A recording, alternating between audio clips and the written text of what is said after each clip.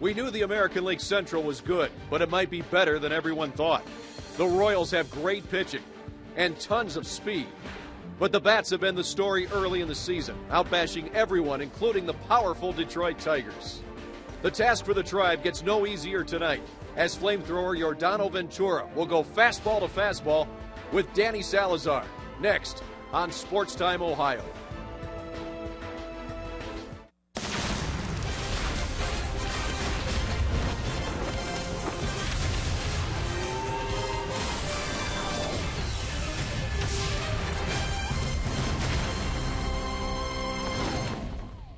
Clear night tonight in downtown Cleveland as the Indians and the Royals getting set for the final game of this three-game series at Progressive Field. The Tribe trying to salvage a win.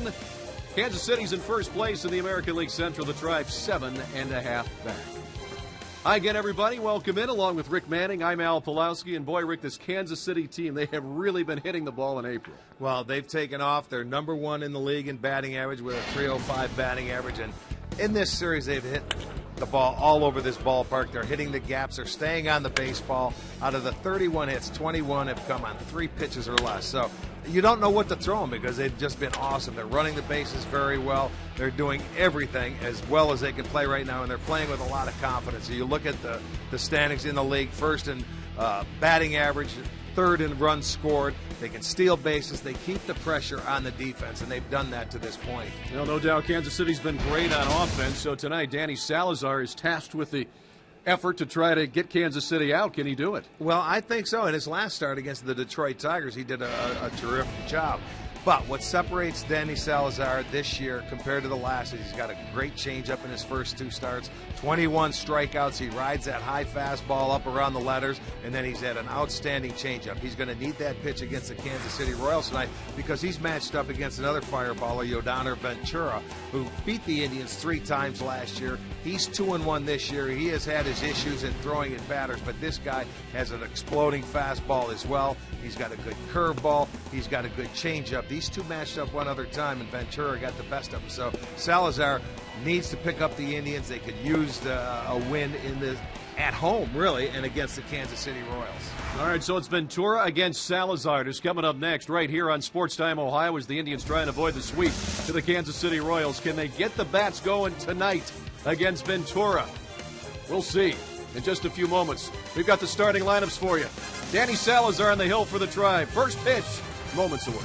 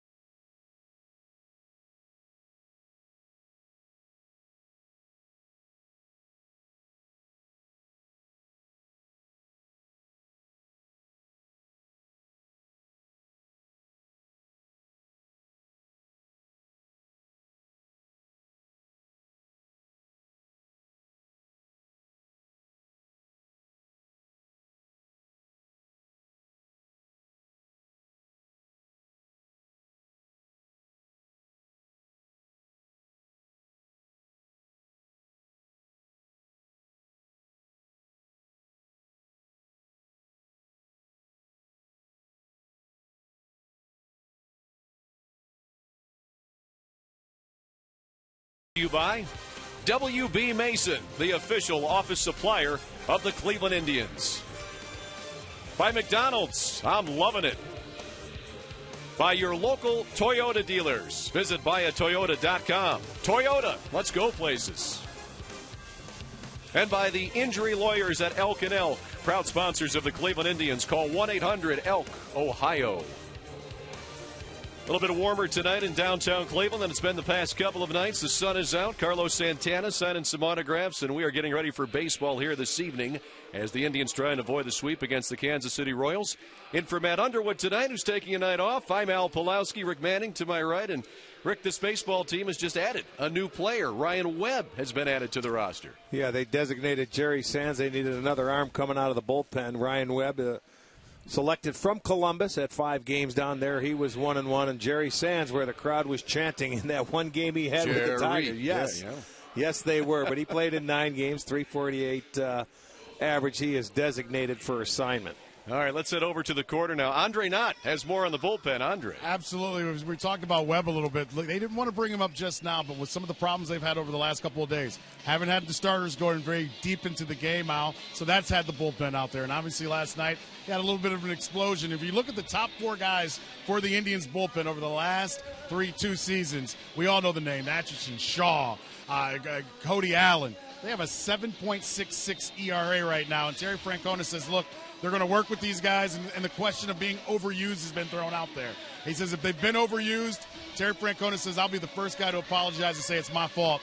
But they're going to try to get some help with Webb, and they're going to try to fix all those guys so they can have the bullpen that they've had in the past, Al. Yeah, Andre, striking that balance among the bullpen, that's where it's going to be a little bit tough because you've got to balance the innings. Well, you balance the innings, but people say overused because right now they're not clicking on all cylinders. I'll guarantee you before the season's over and hopefully tonight they get an opportunity. Those guys, you counted on them every day last year. They had the appearances, but they didn't have the innings, and they know how to monitor them, and they're going to be just fine because you know what? They were so good over the last couple of years. They're going to have to fill in and do the job again tonight. So hopefully, just hopefully, the Indians come back and get the lead after 6 innings, and those guys get another opportunity. That'd be good to get a good start from Danny Salazar, and we've seen good starts from him thus far.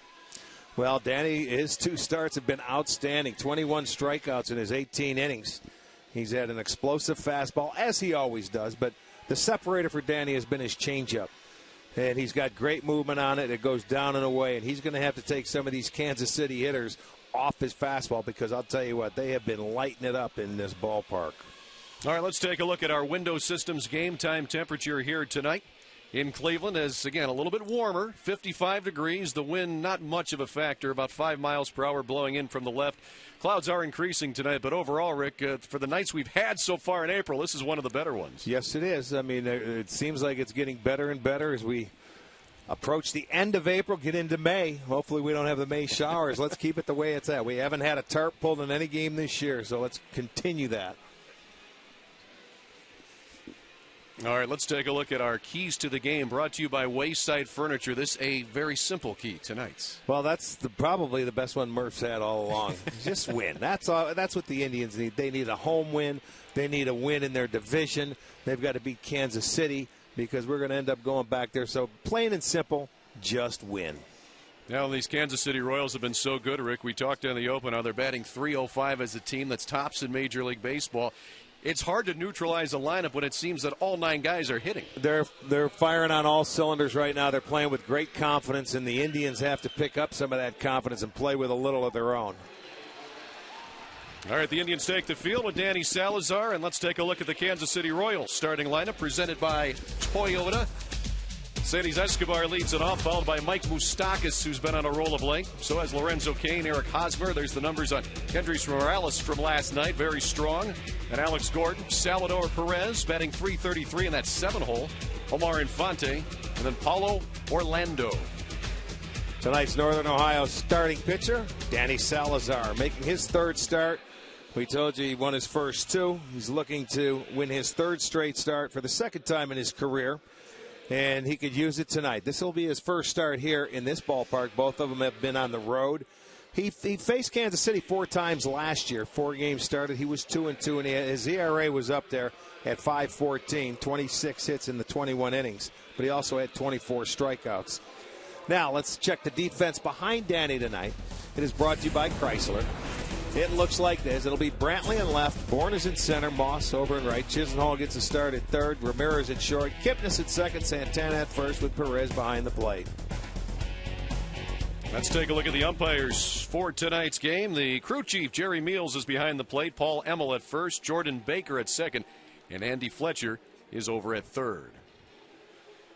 Kansas City comes into tonight a record of 14-6. They're 7-4 on the road, while the Tri-Brick 6-13 overall and just 1-6 here at Progressive Field. Yeah, that's a scary thing. You know, you try and they got off to a slow start on the road last year, but they ended up playing better here. They've got to turn it around because we leave for 3 days, go play Kansas City Tuesday, Wednesday, Thursday, come right back home. And you've got the Blue Jays coming in tomorrow. Now, 4-game set begins tomorrow night back at the normal start time of 7 o'clock. We're with you at 6:30 for Indians Live here on Sports Time Ohio. As Alcides Escobar steps in against Danny Salazar.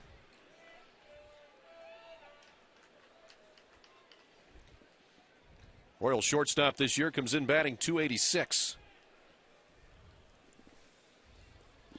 Had a big hit in last night's ball game with the bases loaded on a 3-2 count. Lined a fastball right down the right field line. First pitch swung on, fouled off to the right. Santana will give it a look, but it'll make the seats. Well, as I told you, they have 31 hits in the series. 21 of those hits have come on 3 pitches or less. So they get aggressive. They're not afraid to get after it. They're 13th in the league in walks. They have 50 walks as a team, but they've always been that way. They're a very aggressive team. And they seem to like to swing very early in the count and not get down in those counts.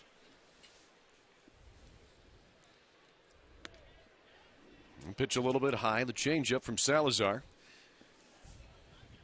Fastball and changeup, main pitches. He will mix in a curveball every once in a while. Well, it surprised me his last time, and he was able to stay into the game and went back out in the 7th inning in Detroit. He did throw that one curveball, and I looked and I said, boy, he took something off his slider. I didn't realize he was trying to come back and use it. You could see he had 11 strikeouts in that last start. But the thing about it, he had some offense behind him. They gave him an early lead, and he got through that 1 inning, the first. Grounder in the hole for the base hit for Alcides Escobar. So the leadoff batter aboard here in this first inning. Again, he's going to get a fastball. This one's going to be down a little bit more, but it's not away. That's cut right down the middle of the plate. He's going to have to stay out of that part of the plate against this team tonight. Danny's fastball is pretty straight, not a lot of movement to it, but you can't stay middle. And here's a very hot batter right now, Mike Moustakas, who against Salazar, though, is just 1 for 11 in his career with a homer. Mike Moustakas comes in batting .346 to lead the Royals. He lines that one right up the middle, right on cue. And there are Royals at first and second with nobody out here in the first inning.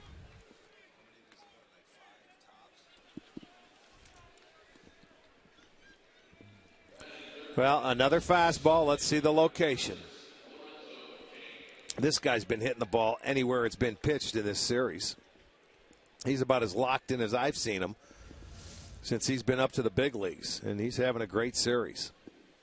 So the first 2 aboard for Kansas City here in this first inning. Now Lorenzo Cain was also off to a good start, hitting .342. And Kansas City with runners in scoring position this series, Rick, 12 for 28. So they've been cashing in quite a bit too. Well, that's how you're leading the league, or you're 4th in the league in runs scored. You've scored 106. You have a .305 team batting average. And they will, after tonight's ball game, they head home to meet the Detroit Tigers for a 4-game series in Kansas City. 1-0 to Lorenzo Cain. Salazar working out of the stretch early here tonight. Swing and a miss. What's that changeup? That might have been a slider. Let's go. You know why? Because I want to see it was going away from him. Yes. Yeah, you're right. That's a slider going away. He's going to need that pitch to the right-handers in Kansas City. To the left-handers, he'll need that changeup.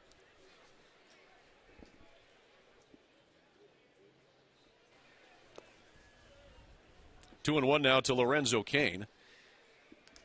Well, Danny had experimented with that slider for a while, Rick, and then trying to mix in that curveball that you were talking about. He told Andre Knott earlier this year that first time he threw a curveball in about 5 years. So trying to come up with that other pitch. It's always tough to tell sometimes with Danny whether it is a slider or a changeup because he's got the split grip for his change. There's a liner to right. That's going to go foul. So the count evens at 2-2.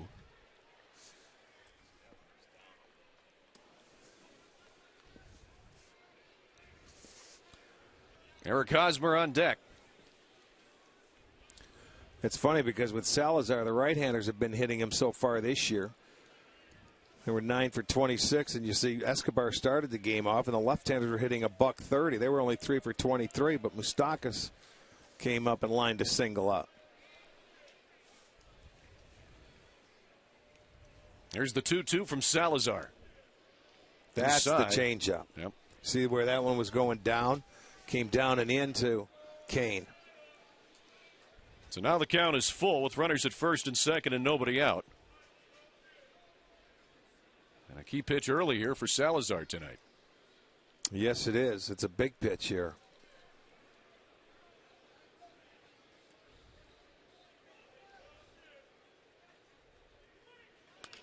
Check swing to third. Chisenhall on the run. It's Cain at first base, but that allows both Royals runners to move up. So now the runners are at second and third with one out. Well, it doesn't matter. You needed to get it out if you're Salazar. Let's check out the sequence to Cain. Fastball away, and he missed. Comes back with a very good slider in a good spot. Missed with the second one. Comes back, fastball down, made it 2-2. Missed with the changeup, and got a check swing. That was a good pitch. Came back with the slider. And the only play for Chisenhall was first base, even though the runners do move up. Danny can strike you out. He'd like to get one here. There's Eric Hosmer cleaning up.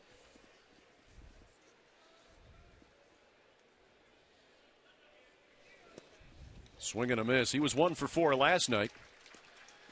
Eric Hosmer, one of those guys you can bat in multiple places in the lineup.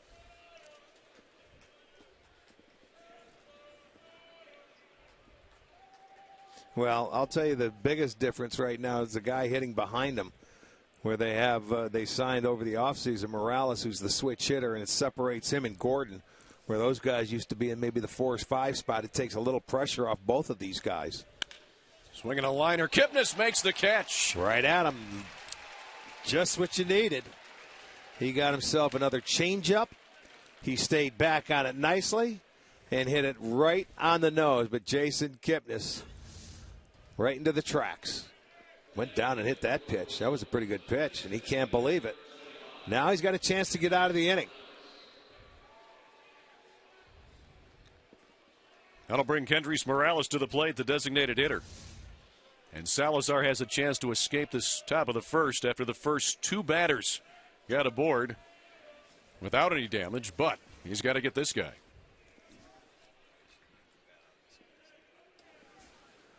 Now here with base open, Rick. Possibly do you pitch around him? No, not in the first inning. You got Gordon on deck. You got to get this out here. Then there's no room for error. This guy replaced Billy Butler. You know, they let him walk. He ends up signing with Oakland. They go out and pick up the switch hitting Morales, who started late last year, signed with the Twins, moved on to Seattle, and just never really, fit in because of the late start. But got away from Perez for a moment, but not far enough. He's a veteran presence in the middle part of that lineup, and he doesn't try and do too much. And he's not going to try and hit home runs in Kansas City.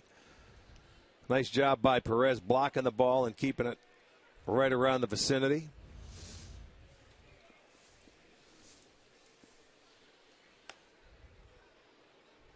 And he's equally good from both sides of the plate. Hitters count here for Morales. Line drive, base hit to center. 1 run is in. Here comes Moustakas.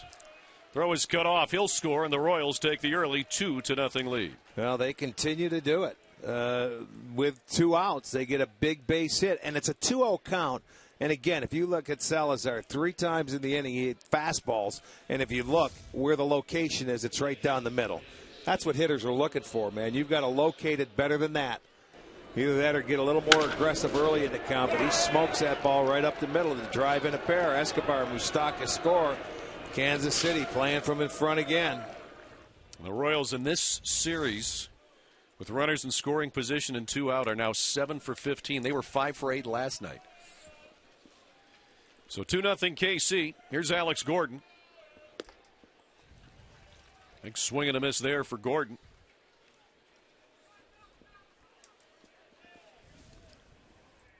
Came up as a third baseman with Kansas City. Become a very good left fielder. Outstanding arm.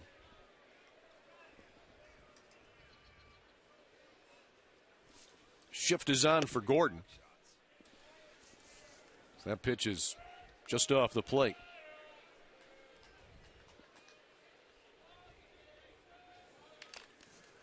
Ramirez on the second base side, up second.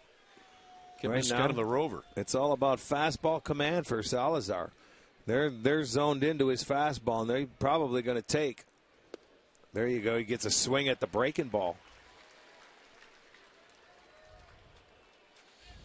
This is where you want to throw your breaking ball. It had good bite. It went straight down. You don't try and paint the corner. That's perfect. Throw it down the middle. But when you keep it down like that, you get the swings and misses. Salazar ahead of Gordon here. Morales at first base and 2 outs. 2 already home here in the top of the first. Gordon fouls that one straight back. Well, Alex Gordon 3 for 4 in his career against Salazar with 1 run batted in.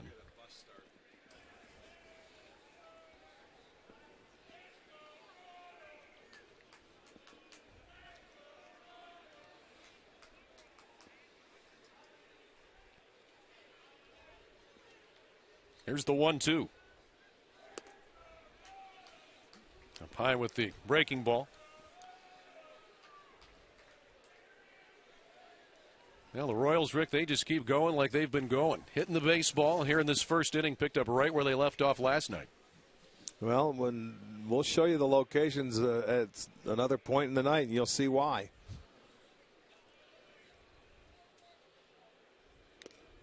Foul tip, Perez hung on. Strikeout for Salazar. That's the final out of the top of the first. However, Kansas City, a couple of runs home. They have 2. The Indians coming to bat.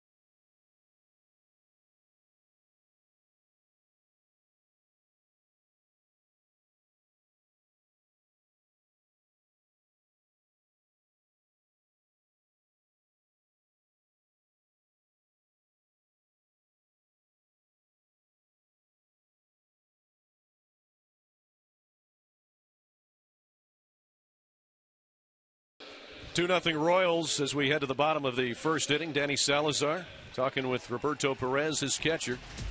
Let's take a look at the Indians starting lineup presented by Progressive Insurance. Kipnis, Ramirez, Michael Brantley, who's batting .500 in his last 5 games, and Carlos Santana and Brandon Moss. David Murphy, the designated hitter tonight. Lonnie Chisenhall at third, then Roberto Perez and Michael Bourne. And tonight's Northern Ohio Honda starting pitcher for the Royals is going to be Yordano Ventura, making his 5th start. The guy does not give up a lot of hits. 4 hits in 3 games, 5 in another game. He's 2-1, a 4.09. He's been kicked out of his last 2 starts. He's had some issues against other teams, and everybody, I'm sure you've heard it. He's got a 7-game suspension. He's able to pitch because he's appealed that. Jason Kipnis takes strike 1, the Indians' leadoff batter tonight.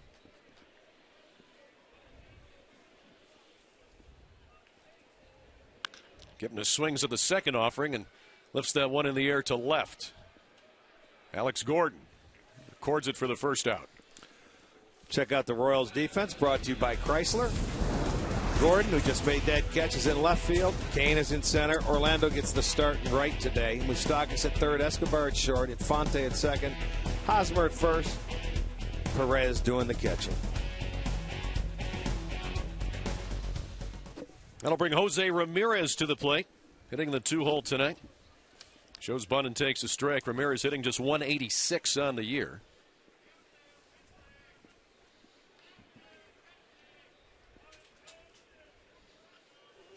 Does lead the team in stolen bases with 3.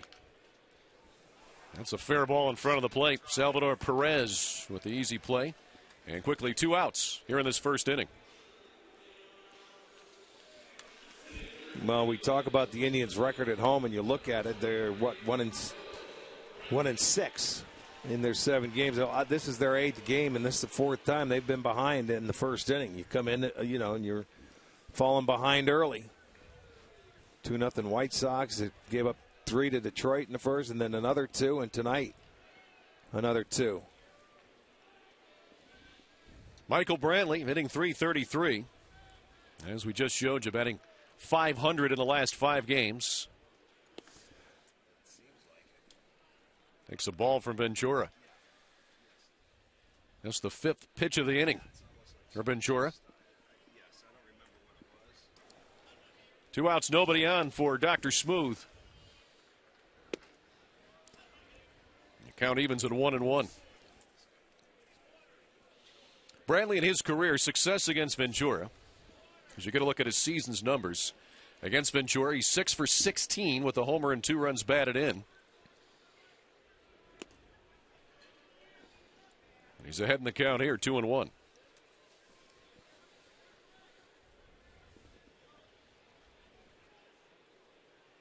Outfield has shifted over to left for him. I can see that as hard as Ventura throws. They're either going to pound him hard in the end and make him really use the hands to pull it, and they think on the ground, or if he hits it in the air, they think they're going to go to left center field. And you see Lorenzo Cain well over there in left center. And he can run him down even if they go to right center field, and he's in left center. There's the 3-1. There it is on the ground. Boy, nice pick by Hosmer. Steps on the bag, and the Indians go 3 up, 3 down. Royals in the lead after 1, 2-0.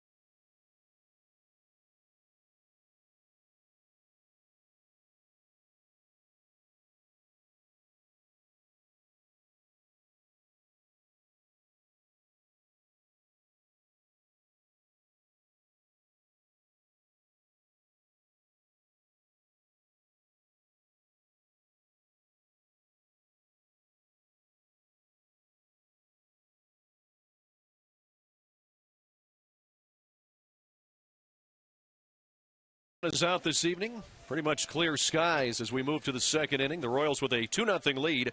Bottom third of the batting order for Kansas City. Perez, Infante, and Orlando. You know, you got a pretty good lineup when a guy hitting .333 is batting seventh for you in Salvador Perez.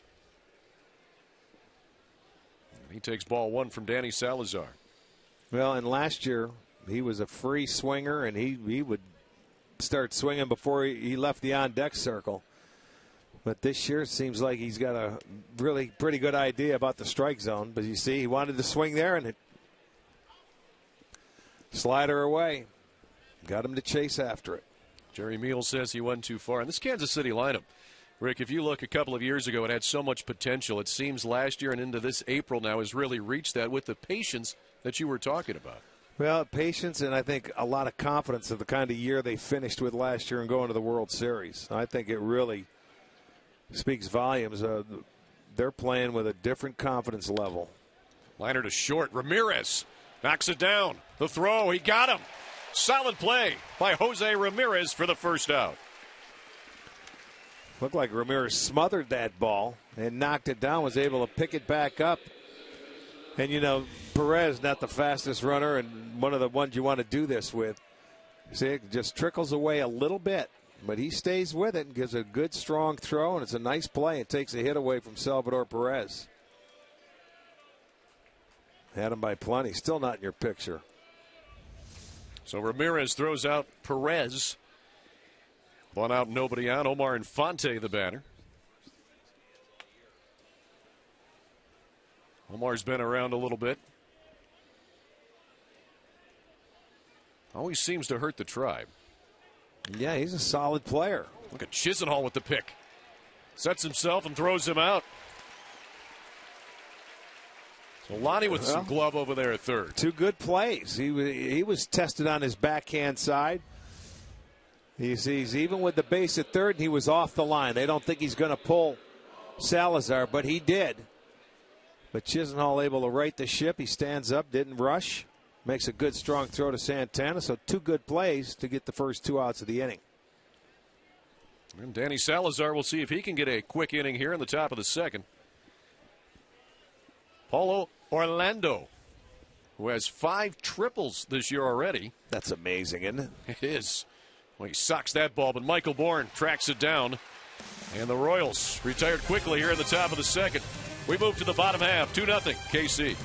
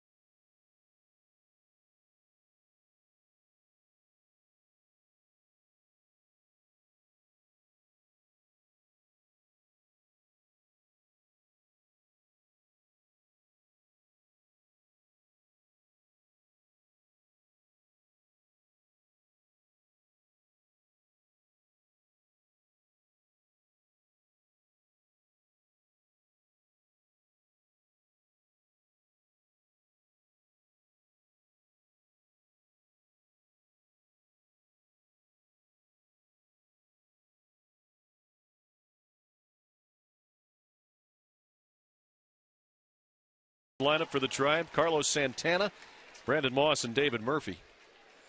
Along with Rick Manning, I'm Al Pulowski, and for Matt Underwood tonight. Jim Murphy producing, Pat Murray directing. And Yordano Ventura with a 9-pitch first inning will face Carlos Santana here to lead off the second.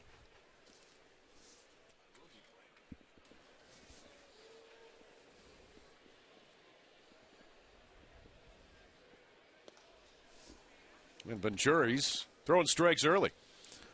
Well, he's got pretty good control, no doubt about it.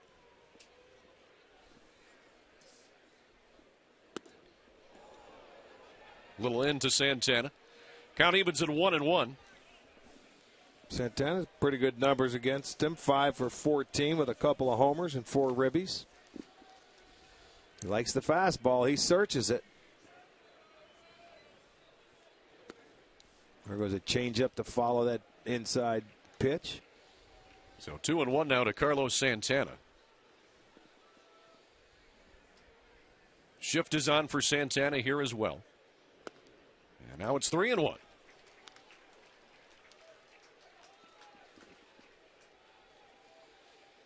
Well, the third baseman, Mike Moustakas, has moved all the way over to the shortstop position. And Santana takes ball 4. So the Indians get their first base runner here to lead off the second inning.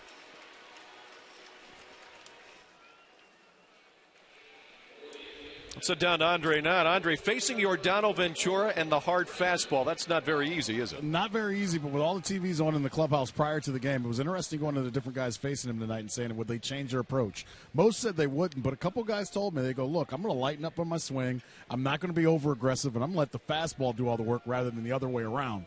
Now, there were a couple guys that said they love it and they're going to swing like they always do, but most said they're going to compact their swing tonight and make it easy on themselves. Well, when you compact a swing and you have a fastball pitcher that can throw in the mid-90s and above, if you're short and quick to the baseball, they'll supply all the power. Get the barrel head of the bat to it. And then that way you can, you don't, actually the bigger swing you get, the longer it is and the slower it gets. Ventura has fallen behind Brandon Moss here 2-0. But he has a very good changeup and a breaking ball that he can take you off the fastball. 6 straight wide ones for Ventura. Moss is swinging. Foul ball for strike 1. So 2-1 now to Brandon Moss. Former Oakland A. Was acquired in the offseason for minor leaguer Joey Wendell.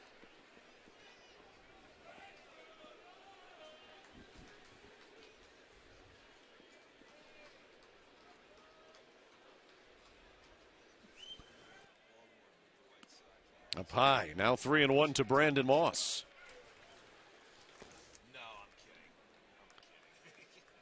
Kansas City deploying that shift again.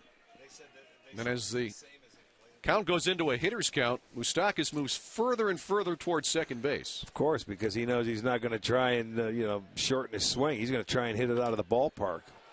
It's at high in the air to center, but right at Lorenzo Cain. First out here in the second inning. Let's take a look at today's Levin player profile. Yordano Ventura. Fastball at just over 96 miles per hour. 5 postseason games last year. Pretty impressive. And signed that big contract in the offseason. 5 years. As Rick, as you were talking about, he's been ejected from the last couple of games. So right. Can he stay in it tonight? Oh, I'm sure he will. He's going to eventually learn his lesson. He's going to have to serve that 7-game suspension that he appealed eventually. And he may do it after this start here. Edison Volquez did after his last start, and he will pitch Sunday against the Tigers as opposed to Saturday. So eventually you're going to have to serve him and get back. But, he's their number one. You got to stay on the field. You have to stay in the games. James Shields, he signed a new deal. He was a free agent. He went out and signed in San Diego. So this guy's is number one in their rotation now. And he's got a lot to learn because he's a young kid. David Murphy hits that one to center. Cain going back. He has room. And he'll track it down for the second out as Santana retreats to first base. So 2 outs here in the second inning as David Murphy put a charge in it, but Lorenzo Cain can cover a lot of ground out there in center. Well, Murphy hit that ball right on the nose. It was up and away. He stayed on it. Cain just jogs back and puts it away. Gets it right on the track before he gets to the wall. That's out number 2. There's Murph. Hit it well. That'll bring Lonnie Chisenhall to the plate. Hitting in the 7-hole today. You know, Ventura, you were talking about how young he is, Rick. 23 years old, out of the Dominican Republic. He'll be 24 on June 3rd. He also has 2 option years on that 5-year deal. So the Royals conceivably control him for the next 7 seasons.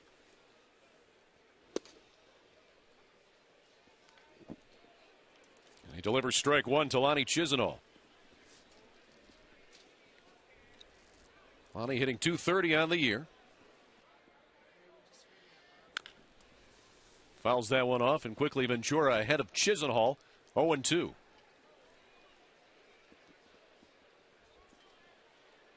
Final game of a 3-game series here tonight against Kansas City. The Indians trying to avoid the sweep. Tomorrow the Blue Jays come to town.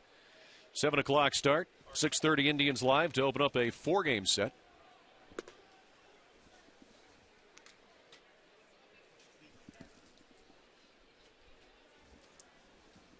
1-2 now to Chisenhall. Santana began the inning with a walk. He's at first base. Good block there by Salvador Perez. Well, it's tough to get a ball by the big backstop. I mean, he leans over, leans forward, and it's almost like you can't get one by him. He's like a giant pincushion over there. The ball just seems to stick and stay in front. Yeah. Fullback. A beanbag. Count goes full on Chisenhall after he was down 0-2. Well, Santana will get a running start here. Should Chisenhall be able to find a gap? And a swing and a miss for Chisenhall. First strikeout for Yordan Ventura. And the Indians are done in the second. 2-0 KC.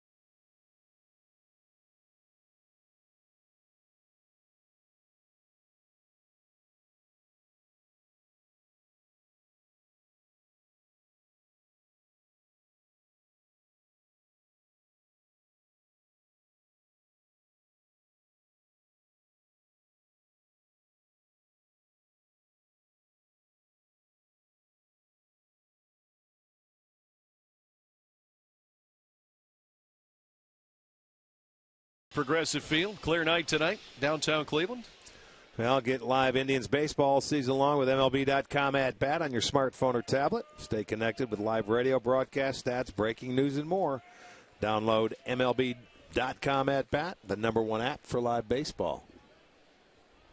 Danny Salazar threw just 7 pitches in the second inning after 22 in the first. Top of the order again for KC. Alcides Escobar, who led the game off with a single and then eventually would score, is down 0-1.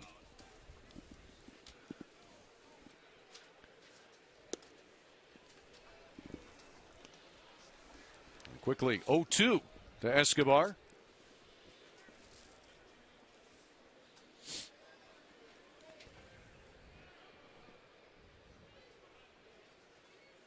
A swing and a miss. So Salazar has a second strikeout. It's that one on 3 pitches. Yeah, he wasted no time there. Let's take a look at our T-Mobile game changer. Danny Salazar, tonight's starter. 2-0 this season in his first 2 starts. He's able to be that stopper after a tribe loss. The Indians have lost 4 straight. He'll try to be that stopper once again tonight. See the numbers on his last 14 starts. He has really developed that consistency, and we saw that come along in the second half of last year. First half of last year, Danny struggled, but he seemed to find that groove, Rick, after the All-Star break. Well, the amazing thing here, he had an opportunity to fight for that number 5 spot in spring training and sort of pitched his way out of it. And then all of a sudden, he's down in AAA, but he gets called back up here, and he has 2 very good starts, and that's what they were waiting for. Let's show him you can go out there and pitch. He's got a good fastball, mix it up. They expect to see that, and they expect to see him do it more consistently. He's at that age now. He's not young anymore. It's time to step it up. Mike Moustakas singled and scored in the first inning. Gets that one foul. And leaving the count at 2-2. Well, if you're going to have a bad portion of your season, best to have it in the Cactus League in March. Yeah, well, get that's it going true. in April. Yeah, because it didn't take long for him to recall him. Before you know it, he was right back up here in April. Stock has just got a piece of that. Stock is now hitting .354 on the year, Rick. 7 for 11 in this series. And he's a guy now that looks to go to all fields, as opposed to when he came up, he seemed to want to pull it a lot. Yeah, that's what's making him a different person, is using the whole field. And he'll be the first to tell you. You get a little breaking ball there, and it speeds up his bat, and he's able to pound it in the hole and get it past Santana. He is now 2 for 2, and what a series he's having. Here's a changeup, and it stayed right there, and he turns on it. See Santana over on the line and gets it by him. So that's the 4th hit. Moustakas with 2 of them. So he's aboard with 1 out here in the 3rd inning. Lorenzo Cain grounded out on a check swing to Lonnie Chisenhall back in the 1st inning. Well, bat here.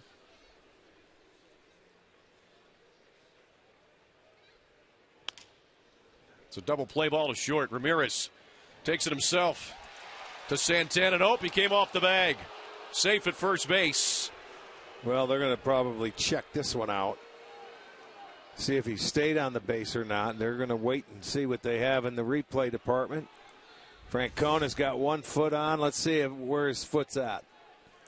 It's an easy double play. Plenty of time. No, he wasn't on the base. He pulled his foot. I mean,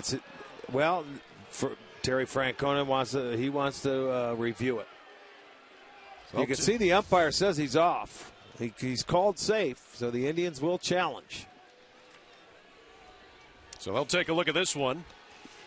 As it stands right now, runner at first with 2 outs is Lorenzo Cain, but it's tough to do. We got a couple of angles there. It's very close on this one. Well, he should be out. I mean, he had plenty of time. There's no reason to pull your foot off the base.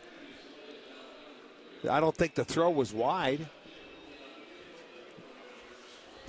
Royals scored 2 runs in the 1st inning. Since then, we've seen some. Okay, here goes the slide. Let's take a look and see if it's that far off target. Well, Santana's not that tall to begin with, and you can see he's stretching. So the throw was a little bit off line, but in this situation, you would think he'd have time to get it and re-tag it, but he comes off the base, it looks like. You can't tell if his foot's on the base from any angle that we see. Let's take a look at it from this angle. Boy, that's awfully close. Well, you're going to have to prove that foot was touching the base right there because he was called safe, and the umpire's standing right there as you see Cain go by, and he had a pretty good view of it. So I don't know if it's conclusive, to be honest with you. I think you're right. I don't think there's enough to go either way on that one. Whatever the call was on the field probably would stay, as Salazar will stay loose. And they continue to review this one. with 2 outs here at the moment in the top of the 3rd inning. Let's see if Lorenzo Cain is still at first base.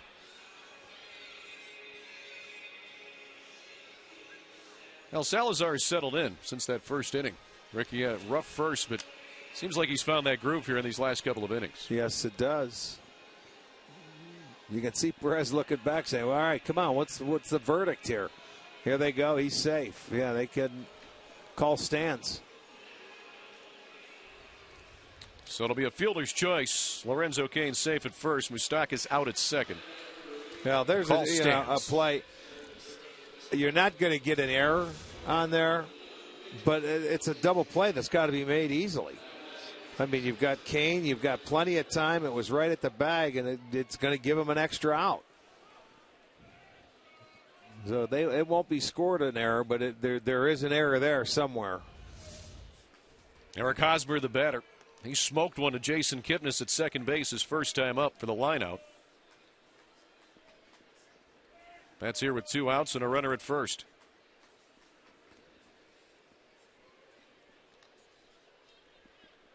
Salazar keeping an eye on Cain, who has 5 stolen bases this year. Yeah, Cain's a guy that can run, no doubt. He's 5 out of 6.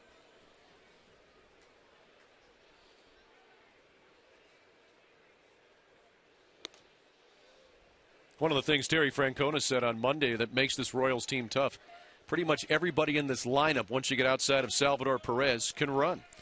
Well, they're a team that applies the pressure to a defense. You know, now when you say they can run, they do. But how many base stealers do they have? Cain's one of them. Escobar's one of them. Of course, Dyson is, but he's not in the lineup today. The other guys, he will start runners, you know, when guys are swinging the bats and they get into right counts. But they have right now, I'd say 2 base stealers in the lineup tonight. And this is when you have to pay attention to Escobar and Cain. Now, other guys may run. It would be in certain counts. Well, Salazar keeping a close eye on Cain over there at first. 1-1 count to Eric Hosmer. There goes Cain. Forget about it. Now, you see, there's Hosmer. Why not take that pitch? You know, because Cain had it stolen. He had 3 steps before Salazar. 1, 2, 3. He could have walked into second base, and as a base stealer, you're upset. It's a 1-1 count. Take the pitch. Give him an opportunity. He's going to steal it easy. Now you got a chance to drive him home, even though it's a 1-2 count. It's 1-2 now anyway, and he's back at first base. He almost seemed surprised. He kind of paused after a few steps that Salazar didn't step off. As Hosmer fights it off, and it's foul down the left field line. 1-2. Well, that goes to show you that if you're a base stealer, you want to pick a pitch that you feel comfortable stealing on. And you don't want to take the aggressiveness away from a hitter. But when you get a jump like that as a base stealer, you want the hitter to take the pitch. Give me a chance, please.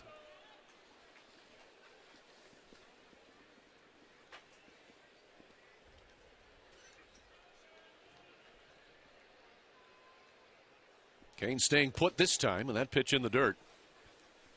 Evens it up at 2-2. Royals got 2 in the first. That's been it thus far. Top of the 3rd inning here in downtown Cleveland. A cool night. Kansas City in the lead, 2-0. Danny Salazar about to throw his 45th pitch of the night. Well, should be out of the inning. You see, Cain's not going anywhere now. He took a couple steps back before Salazar throws over. Get your out here. Don't worry about him.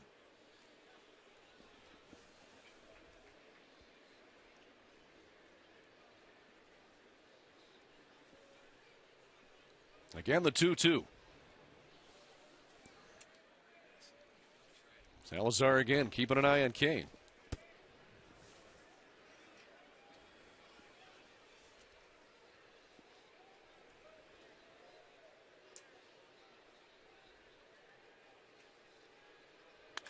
Hosmer reaches out and hits that one to third. Chisenhall makes the play, and the Royals retired here in this 3rd inning.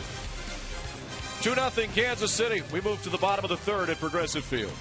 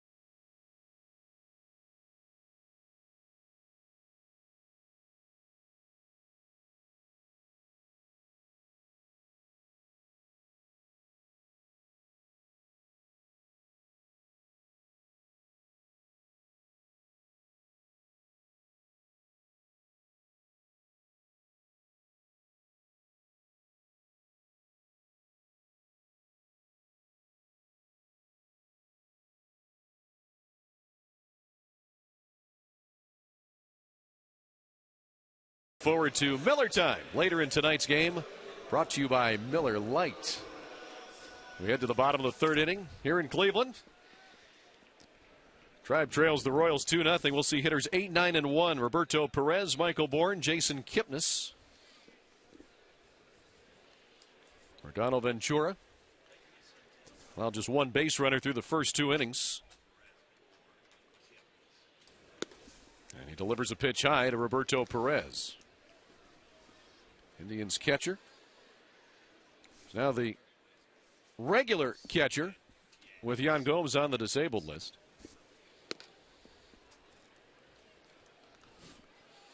Two and 0 now to Perez.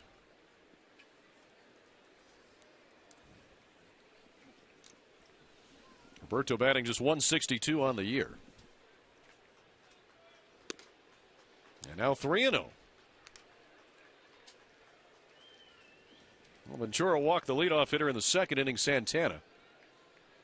And he's 3-0 here to Roberto Perez in the third. There's a strike. Ventura's fastball's been clocked as high as 102, though he generally sits between 94 to 98.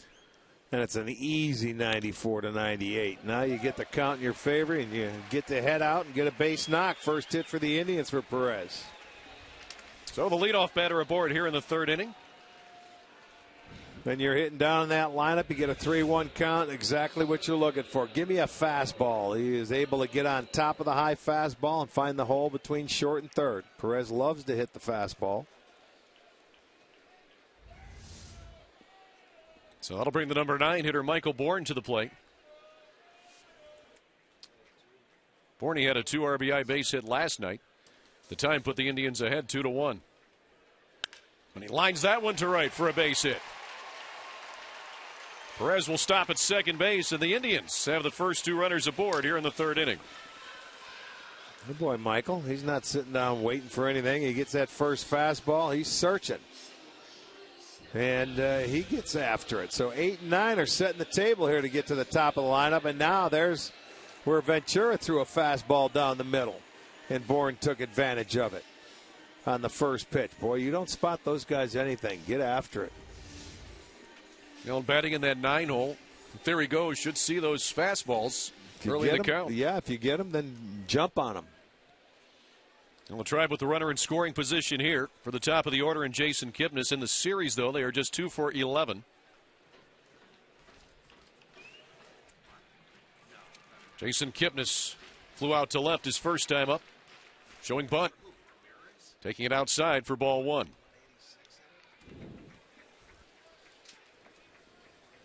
Well, I'm thinking that Kipnis has got to be doing this on his own. Early in the game, you're in the third inning, and I know they may not be swinging the bats, but you're moving a guy, you're bunting over for a 186 hitter right now. Kipnis just takes that one straight, 2-0. There you go. Now you get the count in your favor. Hosmer and Moustakas were in a few feet on the infield grass too. Now they back up to the dirt.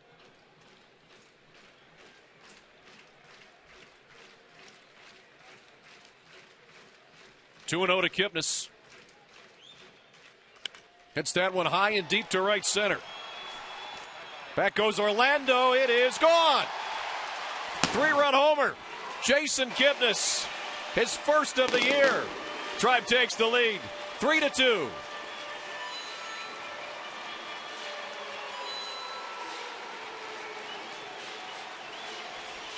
There you go. The 4th home run given up by Ventura on the year, and it got a nice 2-0 count, picked on a fastball, and Jason Kipnis hits his first, and it gives the Indians a 1-run lead. That's a 3-pointer. There you see they wanted it away. Perez wanted it away. It stayed middle in, and he took advantage of it. So 3 straight hits for the Indians. And Jason Kipnis with his first home run of the season. It's the Indians on top 3-2. Boy, that's nice to see. Yes, it is. 3-run homers are a beautiful thing. That cleans the bases off for Jose Ramirez. There's Kipnis. Smiles in the dugout. He got all of that one. Now 2-1 to Ramirez.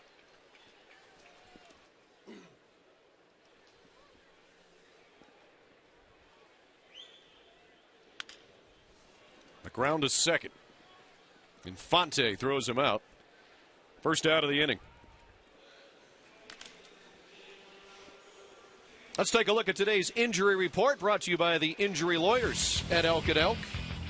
We take you around the big leagues. To knock on the 15-day DL, so is Crawford and Jed Lowry. That's going to hurt Houston. Jed Lowry, a good start for the first place Astros in the West. Yeah, I think Lowry hurt his thumb sliding into home plate. Crawford, that's an annual affair with the DL with him. Now, the Indians have had 18 home runs this year. 6 of the last 7 have been with runners on first base. Remember, first 11 solo. Yes, exactly.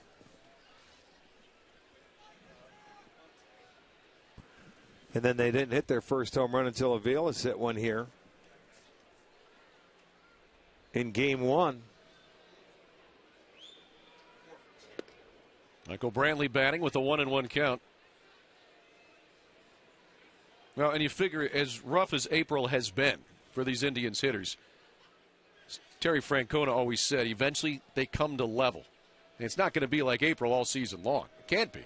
Well, no, because we only have one more day and we get to turn the page. That's right. And then it's May, so you want to flip it. Flip it now.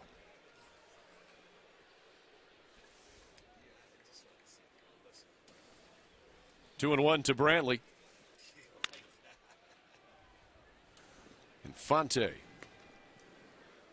2 outs here in the third. Well, you look in this inning and look at the base hits. Heaters right here. 3-1 fastball up. Hitting the hole. Bourne jumps on the first pitch. Right field. Kipnis 2-0 pitch. Home run. All fastballs. All hittable pitches.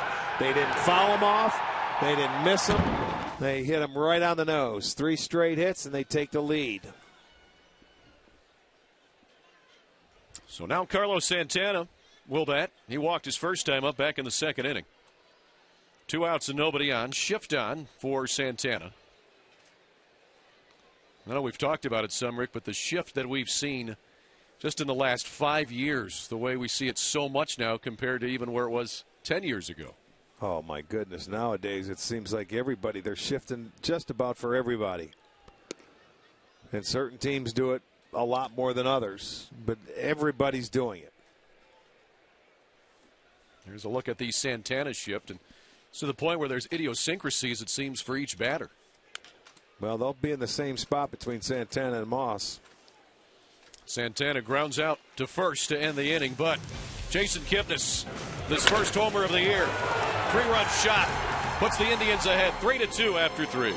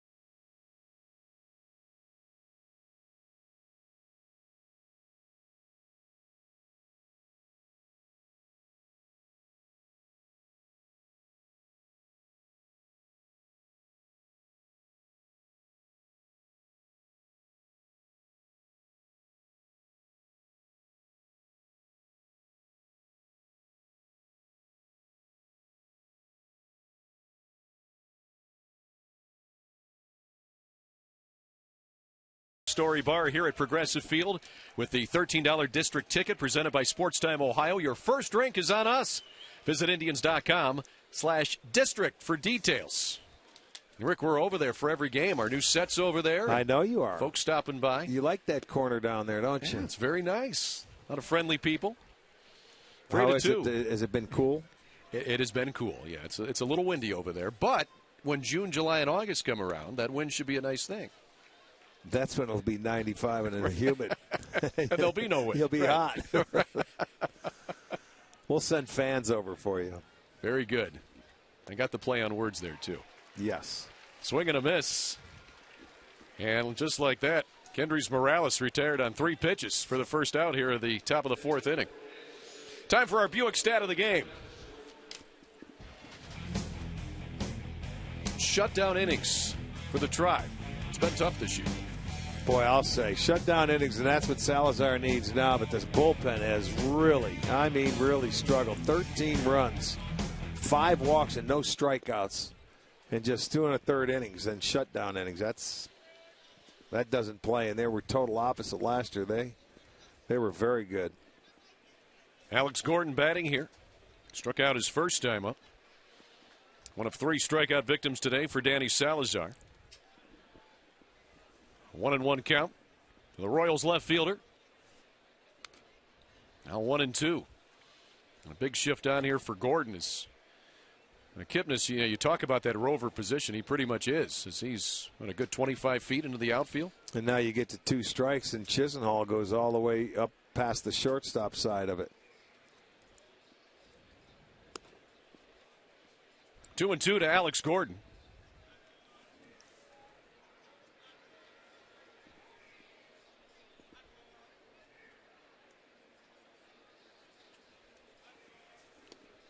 And a swing and a foul tip. Perez holds on. Second strikeout of the inning. 4th overall for Danny Salazar. It's a changeup. Perez gave the first sign fastball away, and Salazar shook him off. This will be our Circle K strikeout. And it's a changeup inside, a good pitch. You go through the changeup inside, those hitters know when you're throwing the fastball, if they want to get it in there, they got to start the bat head a little quicker. And you start it, you can't hold it up on that pitch there. So it's back-to-back strikeouts. It's 4 on the night now for Salazar. So he's getting in a little bit of a rhythm right now. Seems like he's working a little bit quicker. Salvador Perez hits that one in the air to right. Santana giving it a look, but it'll go a couple of rows deep. The foul ball.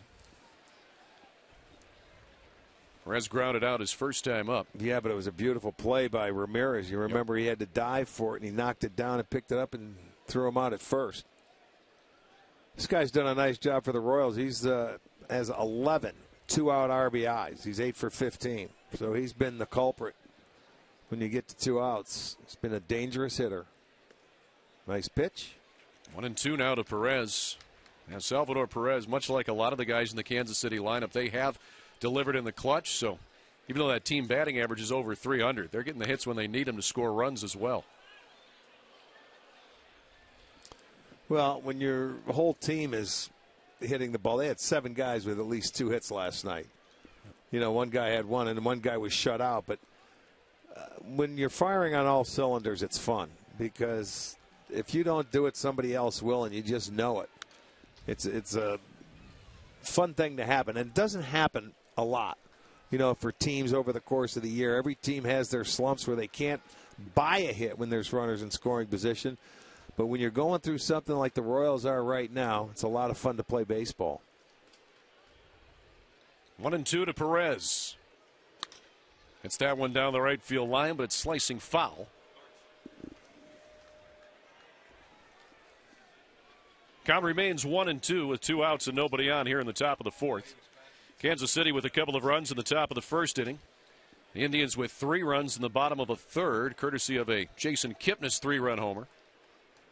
The Indians have the 3-2 lead. Fly ball to right. Brandon Moss is under it. Royals go 3 up, 3 down. Danny Salazar. A couple of strikeouts here. First Morales, then Gordon. Bottom of the 4th next.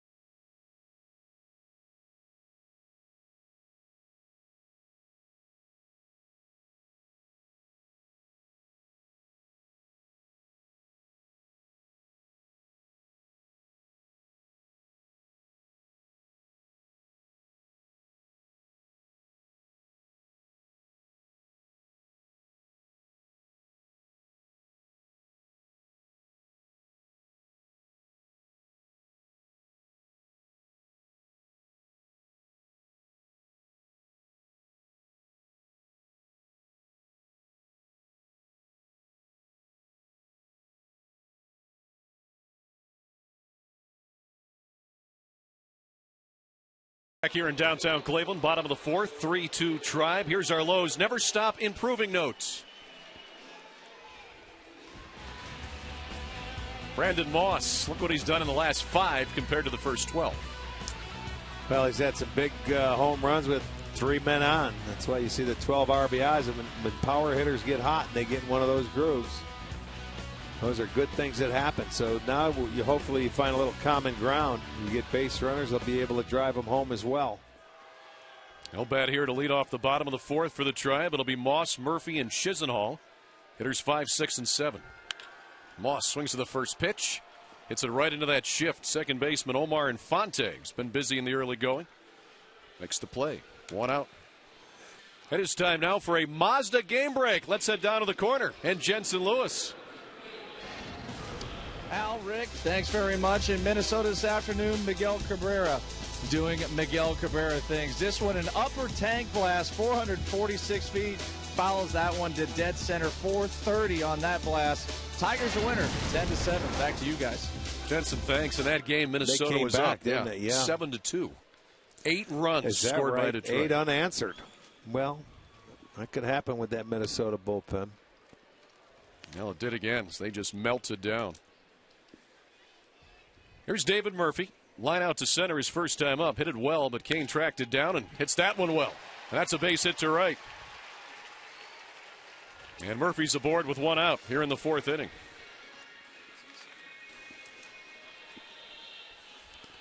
Well, Murph went to left center the first time up, and then he got a pitch. This one was a little better, middle of the plate, and he turned on it. Looked like a fastball. So David 1 for 2. It's a 4th hit for the Indians. So Murphy has had 2 good swings tonight. He's on at first base. Lonnie Chisenhall, who struck out his first time up. Venture's only strikeout of the night. It's that one into the seats. Foul ball for strike 1.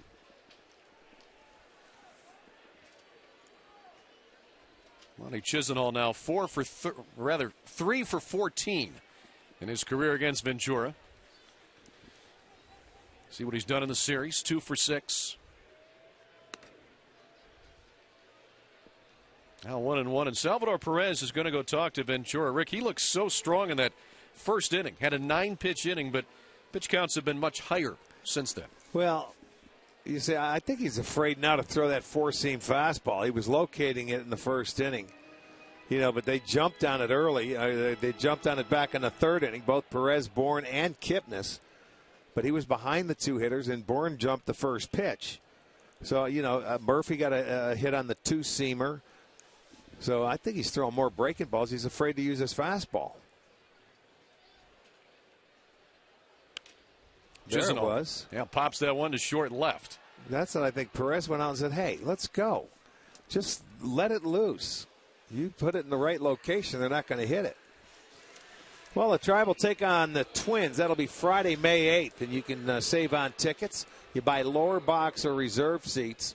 By May 4th, you'll receive 24% off this offer, and it is available only at Indians.com. That brings Roberto Perez to the plate.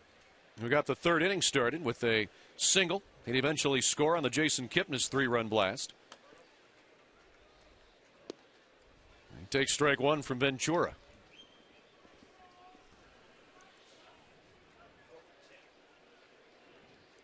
There's a look at what he's done so far, trying to make this 4th inning now an economical one. And he's ahead 0-2 to Roberto Perez. Well, he has an opportunity to make it very economical.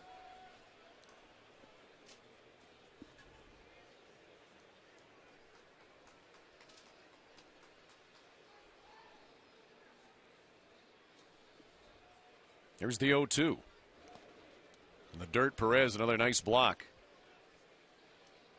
How much confidence does that give a pitcher when you have a guy like Perez behind the plate? Oh, it's unbelievable. They're not worried. When he puts it down, a breaking ball, I don't think they worry at all. This guy, he keeps everything in front. One did get by him last night.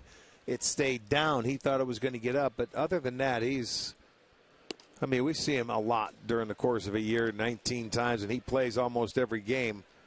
It's rare do you see one get by him. So as pitcher, I would think they have the utmost confidence in that big guy behind the plate.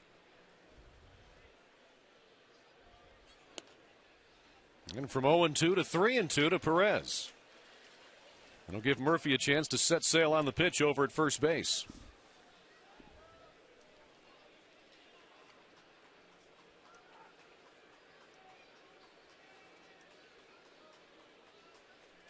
Here's the payoff. Fouls that one straight back.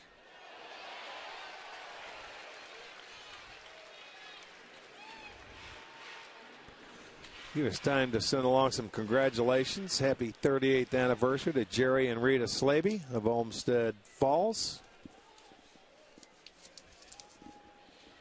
Congratulations. Again, the payoff pitch. And again, Perez stays alive.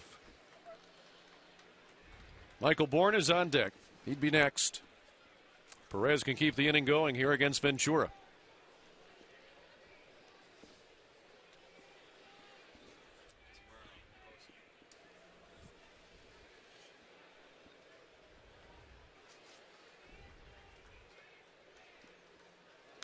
And again, Perez fouls it back. Boy, Murphy is getting his wind sprints in over there at first base.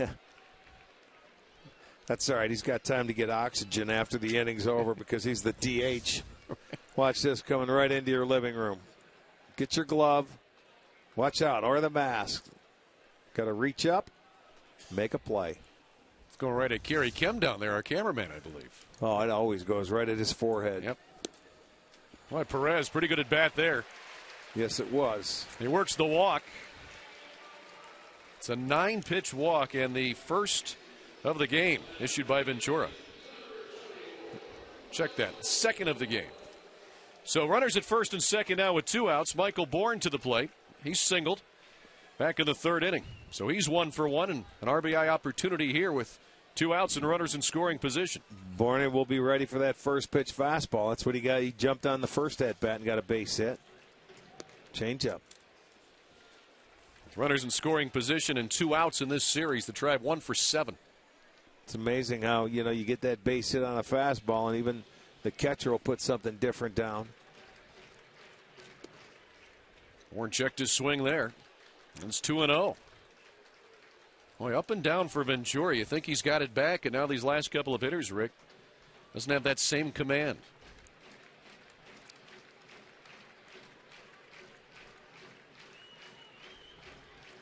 Well, Bourne wants time. Well, if you're Bourne here, you got to sit on the fastball, don't you? 2-0 count. He can't afford to go 3, getting back to the top of the lineup, and you got the guy that hit the 3-run homer on deck. There, he got a fastball. So it turns into a 19-pitch inning, and it's a ground out to Infante to end it. So the Indians get a couple aboard. They don't score, however. 3-2, Tribe. We head to the 5th.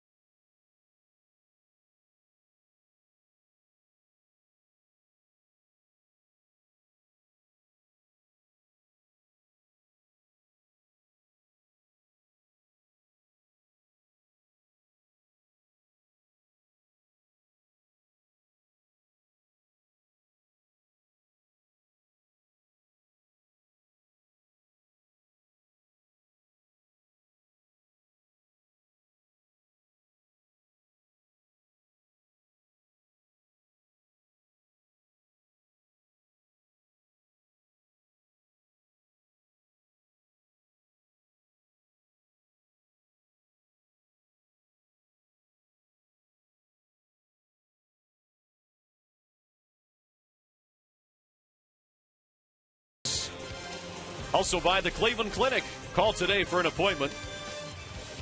And by the game-changing all-new Ford F-150. The future is tough. We move to the 5th inning. Here at Progressive Field, the Indians a leader, 3-2. Danny Salazar will see hitters 8, 9, and 1 in the Royals lineup tonight. Infante, Orlando, and Escobar. Infante a ground out to third, his first time up. Danny has settled down that second time through the lineup. Out of his 31 pitches, 24 have been strikes, and he's had 5 batters down in the count, 0-2, 1-2. KC hitters started 3 for 5. Since then, they are 1 for 11. It's now 1-1 to Omar Infante.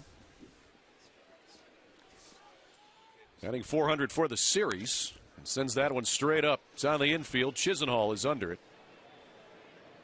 First out of the inning. Let's take a look at our AT&T Uverse Rewind for Danny Salazar. Well, Danny with his 4 strikeouts, boy, all of them coming on the changeup. A pitch that's been very good for him. The separator. All swinging, all changeups. 10 strikeouts in his first start, 11 in his last start. Paulo Orlando, the hitter. Lined out to center his first time up. Swung at the first pitch. Swinging at the first pitch here again, but he misses this one. It's 0-1.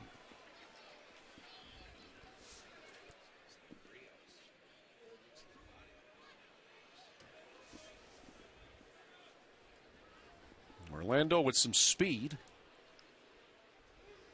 Royals like they have there in him. That's a nice curveball. That is. I like that pitch. You know, you show that a few times a game, too, to throw that 97-mile-an-hour fastball, a good changeup, and that hook. Oh, that's a nice combo.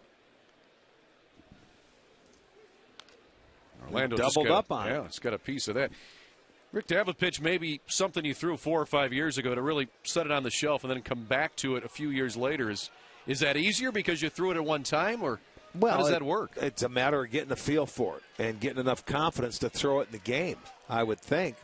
Shouldn't be much to bring it back. I mean, you can talk to different pitchers, and they may help you out with a grip or something like that, or a pitching coach could help you. But I think the toughest thing is getting the confidence to throw it in the game and in what situations you want to throw it. But he doubled up right there, and I love it. That's a great pitch. It's Mickey Callaway liking that pitch as well. Swing and I'll tell you that, another changeup. Yep, that's strikeout number 5 as Roberto Perez will tag out Orlando, second out of the inning. Let's look at this pitch on our Nissan pitch tracker. The bottom just falls out, and that's what happens, boy. He saw 3 different pitches in that at-bat. And you can see the spin and that ball going down. It just, once you start, you can't stop. So after that tough first inning for Salazar, in which he gave up the only 2 runs of the game for the Royals, he's settled in. It's Kansas City now just 1 for their last 13 as that foul ball goes screaming into the seats off the bat of Alcides Escobar, who singled and struck out tonight. That one didn't take much time, did it, to get into the seats? You got to be on your game.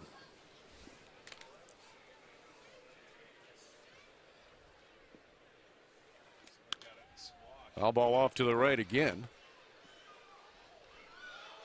Well, Salazar ahead of Escobar, 0-2. Look at this number. Very nice. Very nice for Danny.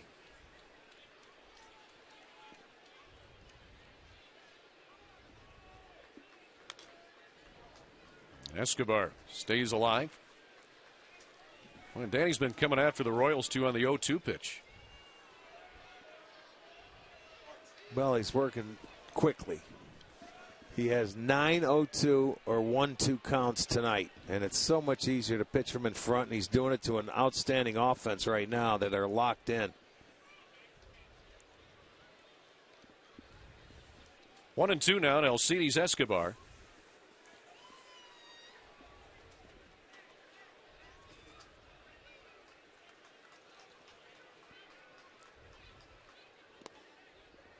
low again. So Escobar gets the count to even. 2 outs and nobody on here in this 5th inning. Tribe in the lead 3-2 thanks to a Jason Kipnis 3-run homer.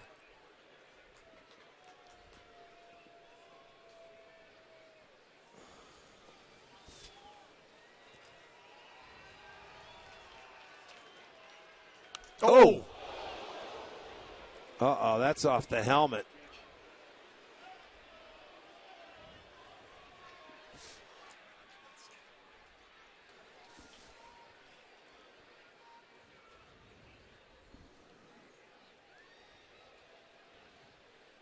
Yeah, you can see the concern on Salazar's face.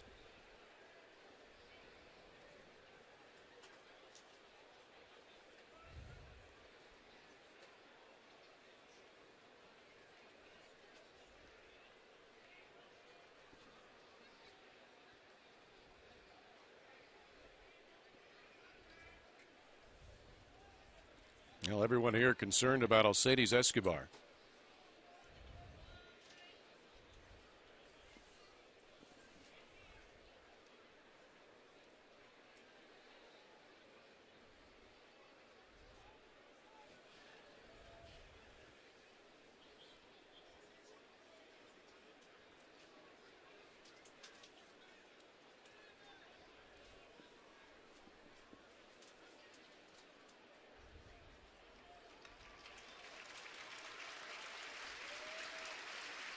Now Escobar can That's sit a up. good sign. Yep.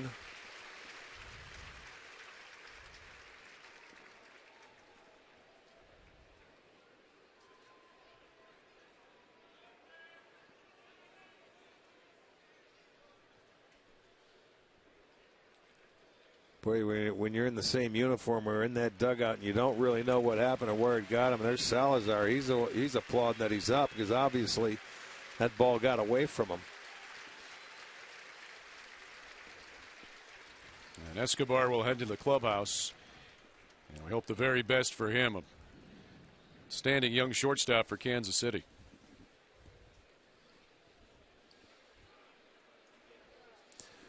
Well, it certainly hit him in the helmet. You could hear it. Now, I don't know if it got a piece of the cheek or anything like that, but you could see on the ear flap, it sure did. Watch Salazar, his reaction.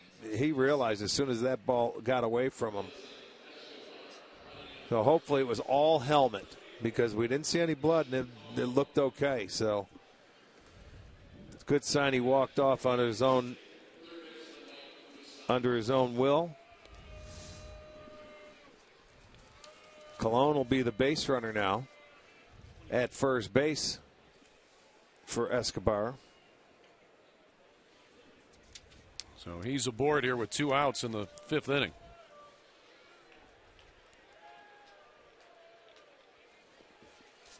Danny Salazar with a few warm-up pitches. He's ready to go now as Mike Moustakas will step in. Moustakas has been absolutely on fire. 2 for 2 tonight. And 8 for 12 in the series.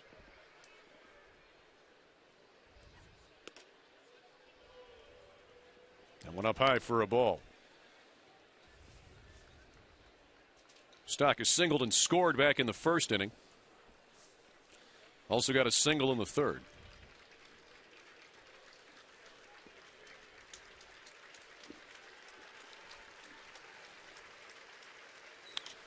It's that one in the air to left.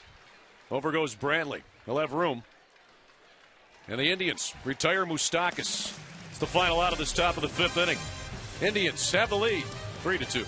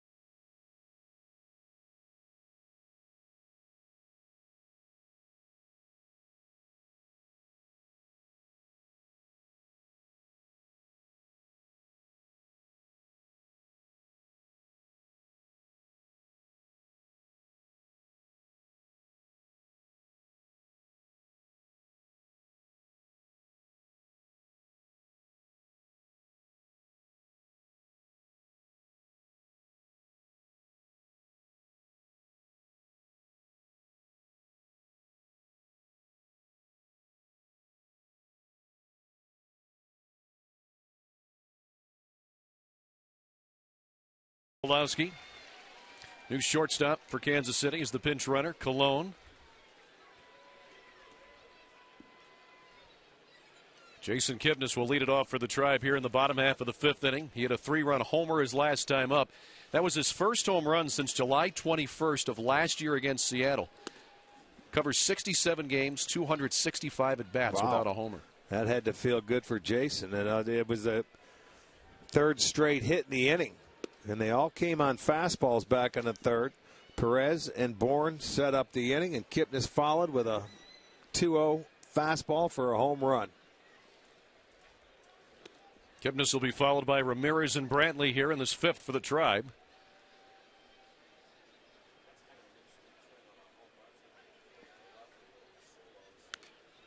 Fouls that one straight back. 2-2 now to Jason Kipnis. Yordano Ventura, when he was signed in October of 2008, at the age of 17, he was just 140 pounds. Doesn't look much more than that now. Just misses there. Full count to Kipnis. But he's always been thin. Boy, he has an incredible arm.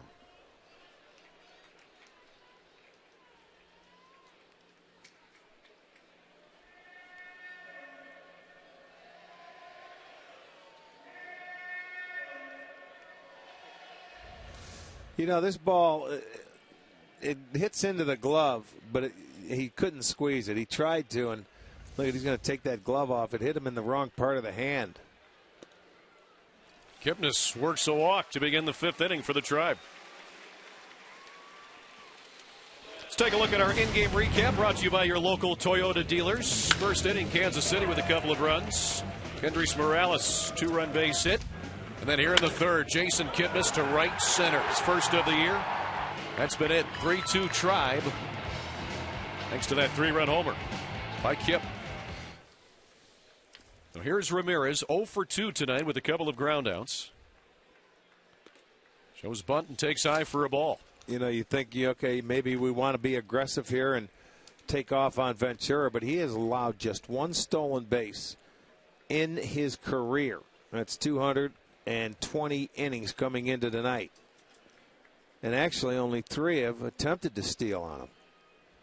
He throws that one away. Now you don't have to worry about it. Kipnis will take a look but stay right at second base. So now he's on second with nobody out. That'll be an error on Ventura on the throw. And boy, you take that. First error tonight for either side. So now can Ramirez get him to third? Well, we'll see a bunt here in this situation, I believe, with Ramirez up the way he's swinging it. That ball wide of Hosmer at first, so that allows Kipnis to get himself in scoring position. A perfect opportunity to move him over for Brantley. He's a good bunter. And that's a foul ball. Boy, that's a break. Yep. Perez was hoping somehow that could be fair. So 1-1 to Jose Ramirez.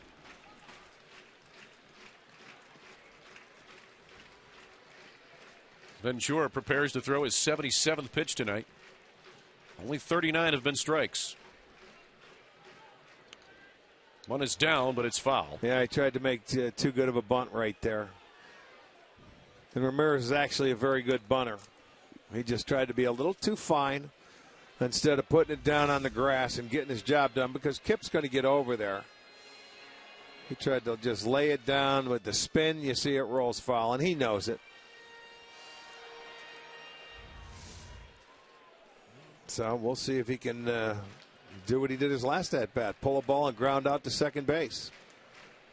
Just looking to get Kipnis to third. Hit it right back to the pitcher, and Ventura threw it to second. But Kipnis is back. Yep. Did that get him in the face or the arm? It did get Kipnis. Would have got him in the helmet. Well, I'll tell you what, he tried to double him up, and he was going back head first, and it got him somewhere. Boy, that's a tough break for Ramirez. He hit a bullet. And Ventura makes a catch on the breaking ball. Watch it, right into his glove. It caught him. Now he's going to try and double up Kipnis. Let's see where it gets Kipnis, because the throw's wide. Right on the arm. Yep. So he gets up. He sees the ball right there. That didn't feel good. Nice job by our Sports Time Ohio crew. So 1 out for Brantley. Kipnis remains at second base as Brantley takes strike 1. Michael tonight 0 for 2. Ground out to first and a ground out to second.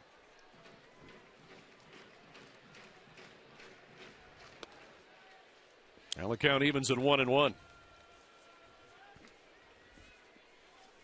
it'd be nice if the Indians could manufacture a run here. Find a way, add on. This is the middle part of the innings where you certainly do. When you have a lead, you have opportunities, take advantage of them. Especially against a team that they're very good at scoring late from the 7th inning on. 33 run differential. They have outscored their opponents from the 7th inning on, so you want to add on when you can. Saw the numbers on Brantley with runners in scoring position, hitting .500. Grounder to second. Nice pick by Infante. Yes, it was. He kept that glove down on the ground and brought it up nicely. So he's retired 4-3 as Kipnis moves over to third with 2 outs. Well, enjoy the new family deck and expanded kids clubhouse at KeyBank Kids Fun Day. That'll be this Sunday out at the ballpark. Kids can run the bases after the game. Just go to Indians.com. My son Chase did that. He's going to do it with his grandmother. Run the bases? Yeah. He's going to walk with Grandma. Problem was, by the time Grandma was at first, he was already at third. So that didn't work out too well. That's when he was 3. I think he'd be the same way if you took him out there. He'd be at third. You'd still be at first. I don't think I'd be at first yet. You got to take him out there. 2 outs. Runner at third for Carlos Santana. Looks at a ball high. Count evens at 1-1.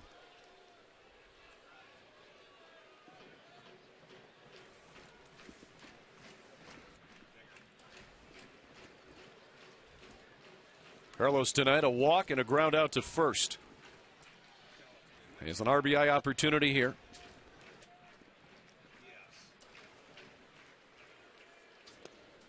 Inside. Let's pick up by Perez. I'll tell you, it's not easy when you have to come back there, and he picked it. He's like an infielder there. That's like a first baseman taking a bad throw over there. He picked it on the backhand side, saved a run. He was expecting that one outside. He didn't even have time to slide the body in front. Just used the leather.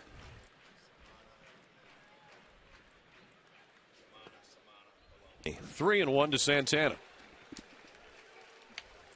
Brandon Moss would be next.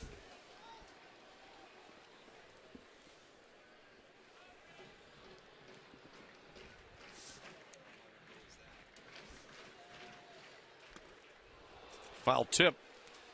Makes the count 3-2 to Carlos. Well, he tried to hit this one onto 9th Street. He got up, might have chased a pitch up out of the zone. But he's looking for that number 1, so he got after it. Kipnis at third base trying to draw the balk. So he started down third. And Ventura did not balk, but Kipnis thought he did. Well, they're saying that he didn't step off the rubber. Now Perez is going to go talk to him. Well, Kipnis at least accomplished shaking him up a little bit. Well, if you can see where Moustakas is playing shortstop, Kipnis had all the room in the world. But the key is, did he step off the rubber before and he's out of the stretch? He did step off. So that's not a balk. You see that foot coming off. But that's the whole point, is trying to, the element of surprise and make a move. But you can see his foot clearly stepped off the back part of the rubber. Now Moustakas a little closer over at third. Still pretty far away as Kipnis will get a good lead.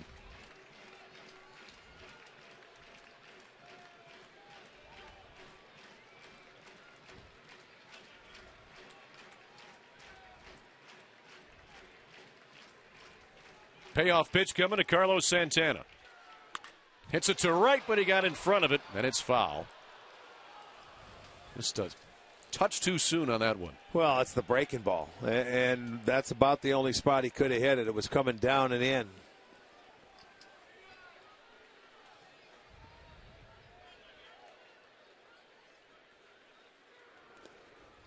On inside. Ball 4 to Santana, so he'll head down to first base. That'll put runners at the corners with 2 outs for Brandon Moss. And it's time for yesterday's great clip of the game. Brandon Moss, 3-run shot yesterday. The time it put the Indians ahead 5-3. Great clips. It's going to be great.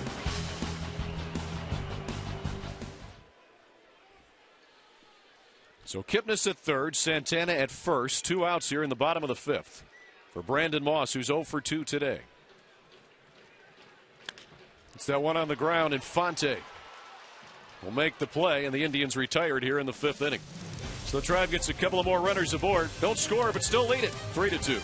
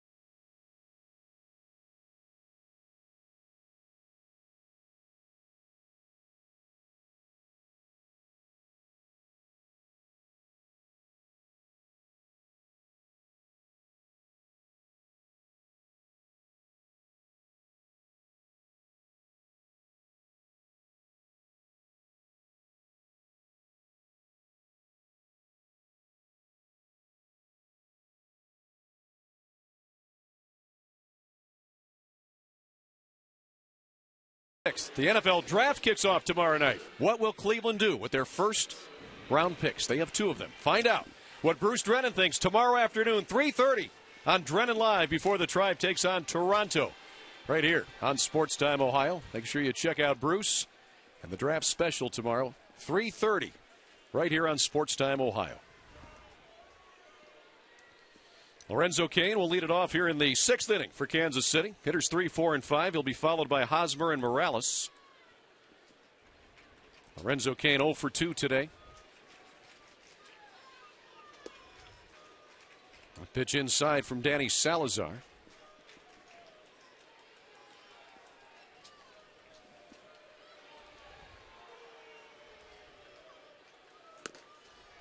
Two 2-0 now to Lorenzo Cain. Interesting story on him. His father passed away when he was 4, so his mom raised him. Didn't play many sports growing up. 9th grade, he tried out for the basketball team, and he got cut. So he thought, well, what else is available? He liked football, but his mom said that was too rough. So he said baseball was left. He didn't even play baseball till the 10th grade, and that was basically his 3rd choice. But, man, has it worked out for him. Boy, it certainly has. Very talented. Can run. He's got a good arm. He can hit for power. And really just starting to learn how to play. He can go get him in the outfield. He lines that one to right. It's a base hit in front of Brandon Moss. And the Royals have the leadoff hitter aboard here in the 6th. He stayed on top of that ball and drove it to the other way. You watch, that ball's going to be down a little bit, so that's a good swing. He didn't pull off of it. Able to stay on top of it, hit a line drive. That's their first hit since 1 out in the 3rd. They have 5 on the evening, but it's a leadoff hit. Here's Hosmer. He's 0 for 2, but he's hit the ball hard twice today. including a line out back in the first inning to Jason Kipnis, second base. Yeah, you go back to that third inning, and if you think about it, he took off on a 1-1 count with Hosmer hitting and had the base. I mean, absolutely stolen. He had a 3-step jump before Salazar delivered the ball, and Hosmer fouled off a pitch. 1-0 to Hosmer.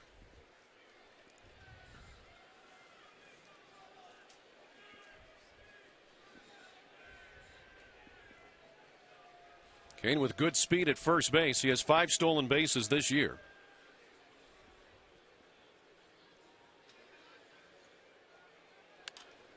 In the air, but foul off to the left.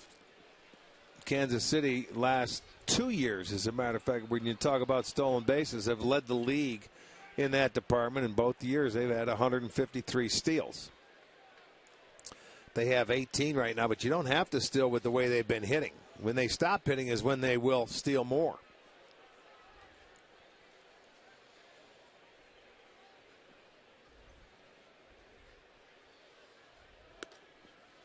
Two and one now to Eric Hosmer. That's the problem right now with this Royals lineup if you're pitching to it. Whenever somebody gets on, generally the next guy up has been hitting the ball pretty well. Yeah, no matter who it is. And then you've got a guy on that you have to, change your delivery and hold the baseball and pay attention to. Hosmer smokes that one to left center. Bourne going back, looking up, and this ball is gone. A 2-run homer for Eric Hosmer, and the Royals take the lead 4-3.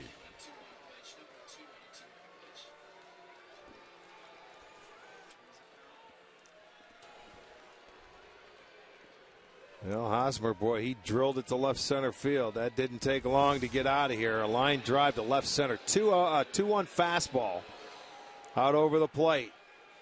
And Hosmer now gives the Royals the lead back at 4-3.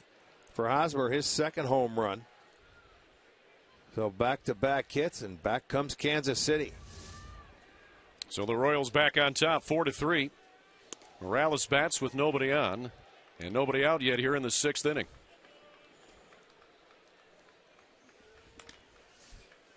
Hosmer singled in the first, struck out in the 4th.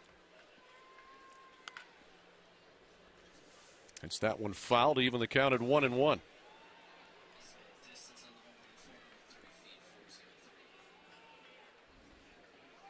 Distance on the Hosmer homer, 403. A 2-run shot, his second of the year, puts KC back on top, and Morales hits that one hard, but right at Kipnis for the first out.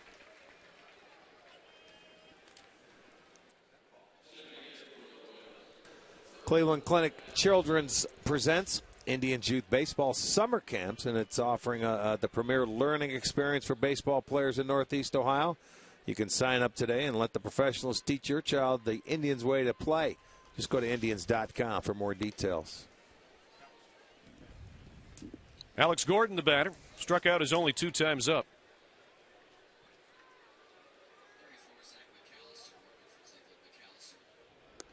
And the Indians getting Zach McAllister loose in the bullpen.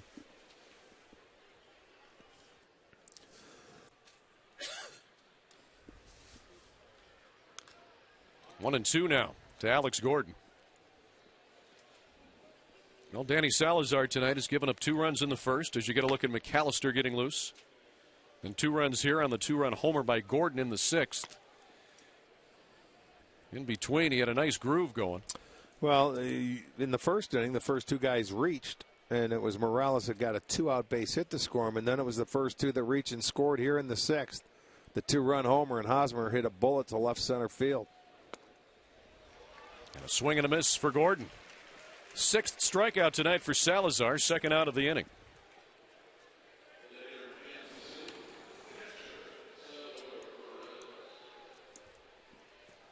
Again, Salazar coming back with a changeup, and again, he gets a strikeout.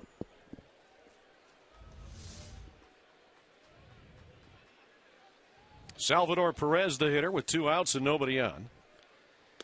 And the Royals with 2 already in here in this 6th inning to take the lead once again. Perez 0 for 2 tonight. Ground out to short, fly out to right. Salazar pumps that fastball in there at 95.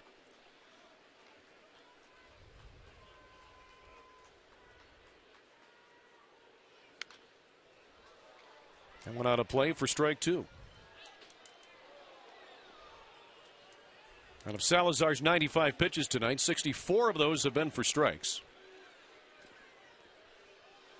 Yeah, he got on a roll there after that first inning, and he was pounding the strike zone. And in his last 2 starts, he was 64 and 63% through his 100 pitches. He's even better tonight.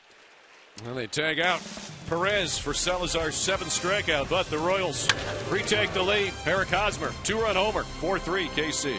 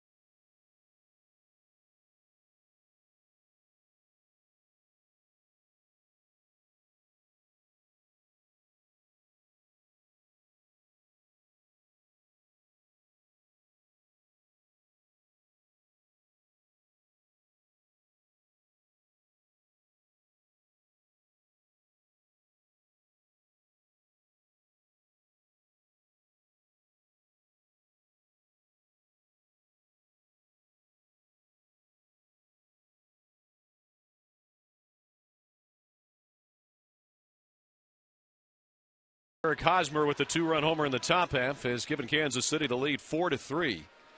For the Tribes, hitters 6, 7, and 8, Murphy, Chisenhall, and Perez. Murphy, the DH tonight, has hit the ball hard both times. Lined out to center in the 2nd inning. Singled to right in the 4th.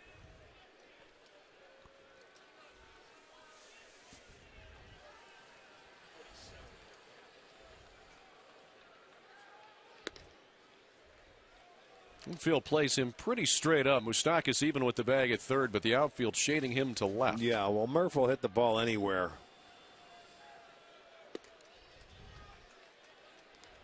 1-1 to David Murphy.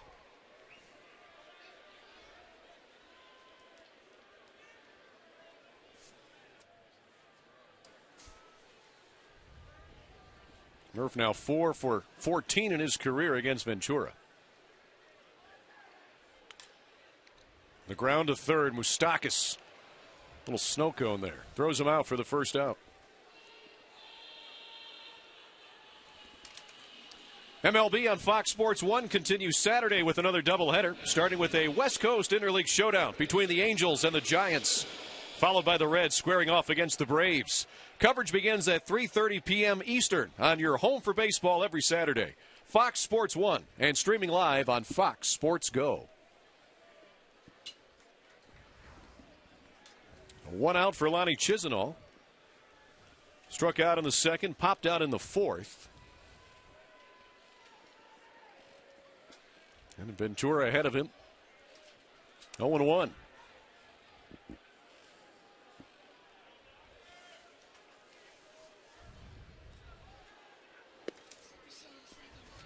Outside corner for strike 2. Yeah, big inning here for Ventura as they have a lefty up in their bullpen getting ready to throw. Chisenhall deep to left center. Kane looking up, watching it hit off the wall. Chiz on his way to 2nd. Stand-up double for Lonnie Chisenhall with 1 out here in the 6th inning.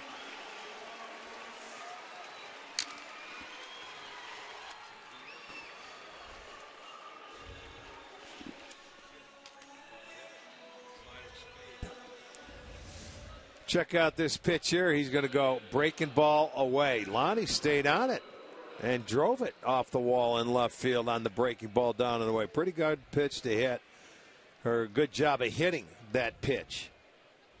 So there's the tying run out in scoring position with 1 out now, and it'll give Perez an opportunity. And Roberto has reached both times today. He's been at the plate. First time he singled and would eventually score on the Kipnis homer. He walked his last time up back in the 4th inning. He's ahead in the count here, 1-0. Chisenhall on second, 1 out in the 6th.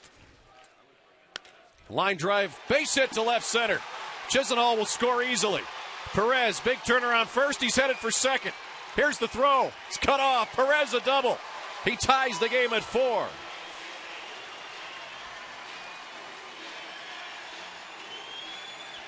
Well, that didn't take long, did it? Ned Yost coming out to the mound. He's going to make a pitching change, but this is going to be our McDonald's. I'm loving it. Chisenhall hits the breaking ball off the left field wall, and then another fastball. Perez hammers into left center field, and he's going to stretch it into a double. Kane came in and tried to make a throw. We have a new ball game. Ventura's going to leave after 5 1/3 innings. And it's a big hit to tie it up right there. Roberto Perez, nice job. So Ventura is out of the game. He can lose it, he can't win it, and it is time for the Cleveland Clinic call to the bullpen. And we will take a break.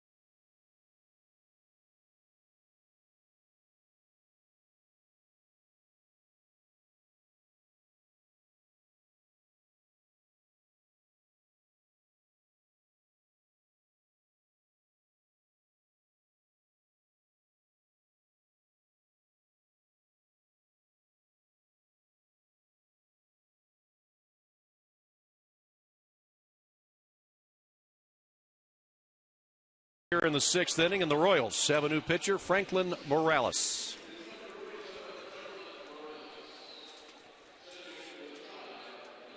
Morales pitched an inning in the first game. Gave up a hit and had 2 strikeouts. Coming on to try and keep it a tie ball game here. Ventura responsible for the run at second, and Perez. See a couple of lefties here in Bourne and Kipnis. First pitch strike to Michael Bourne, who's 1 for 2 today with a single and a run scored back in the 3rd inning.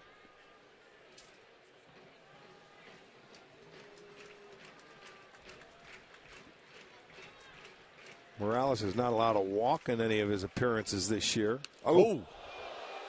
High and tight to Bourne. Yeah, I'll say.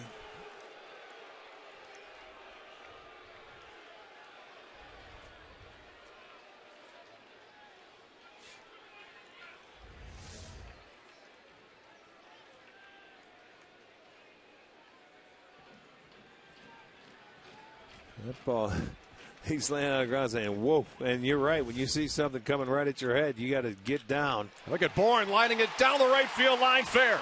Perez will score. Bourne on his way to second base. He'll stop there with a double. Indians take the lead, 5-4. How about that? 3 straight doubles. And that shows you something is that when a hitter takes one up and in, and I mean, it knocks him to the ground. He comes right back up and hits the next pitch for a bullet. I mean, this is unbelievable at bat.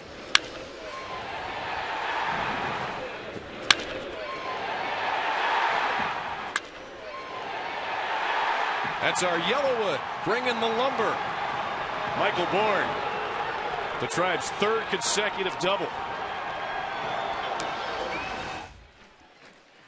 So the Indians with response runs. They take the lead back, and that one gets away from Perez. Bourne will trot down to third. He's there with 1 out.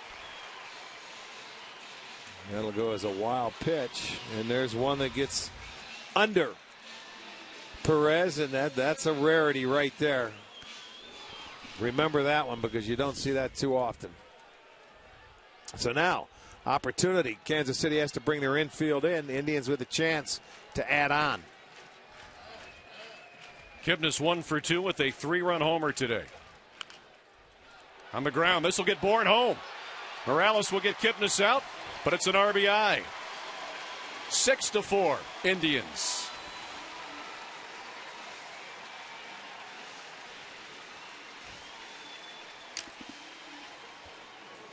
Well, that wild pitch now pays off for the Indians. You put it in play.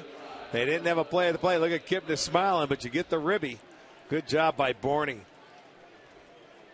So 3 straight doubles in the inning, and the Indians come back and they put their second 3-run jobber on the board.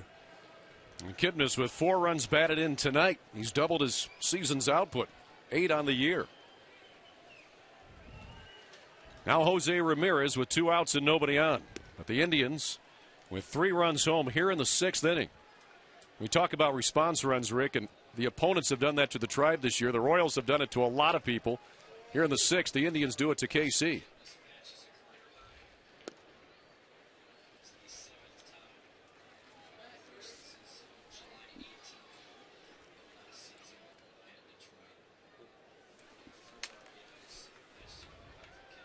There's Ventura. Right now is on the hook for the loss. But Kansas City has 3 more at bats. Yeah, and this is 7th inning is when they get tough, is right. But they were able to get that extra run in, which certainly helps.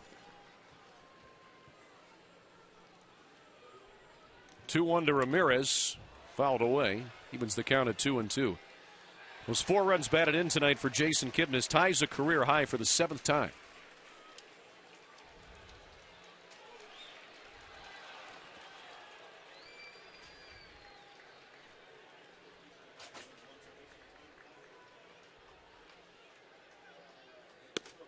Outside to Ramirez, and the count goes full. It's Bourne and Kipnis. Only bat Bourne 9th and Kipnis 1st. You get those guys back to back. Gives you some speed.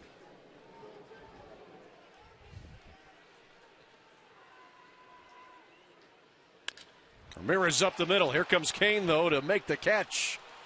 As Ramirez hit it hard, but right at Lorenzo Kane. Well, the Indians 3 consecutive doubles here in the 6th inning. Perez and Bourne put the Indians ahead, 6-4.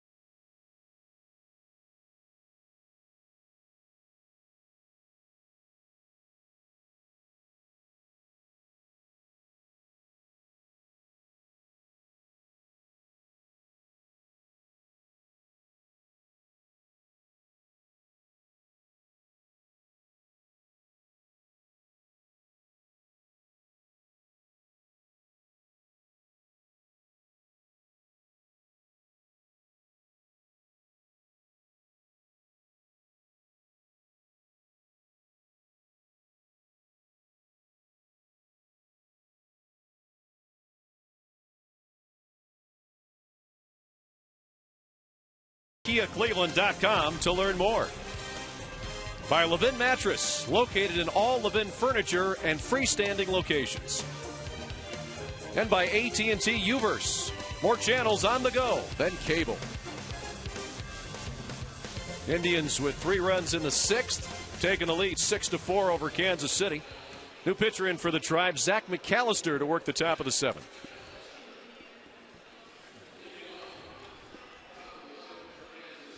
McAllister coming on for the, well, you can say he started a game and he's on for the 7th time. He pitched in game 1, went an inning and a third and had a strikeout. So the Indians come back. They answered that 2-run inning when the Royals took the lead. They did it in a hurry. Now they need a shutdown inning. They'll face hitters 8, 9, and 1 in the Kansas City order. Omar Infante. So for 2 today, will lead it off. This, we showed you a stat earlier where the bullpen has really struggled in shutdown innings late in the game. In 2 2/3 innings this year, they've given up 13 earned runs. So Zach needs a good inning right here. Swing and a miss for Infante, who's down 1-2. Infante in his career against McAllister, 3 for 15. Does have a triple. 3 righties scheduled to bat here in the 7th for KC. Grounder to third. Chisenhall retires Infante. 1 out here in the 7th inning. Time for another Mazda update. Let's send it over to the corner. Here's Jensen.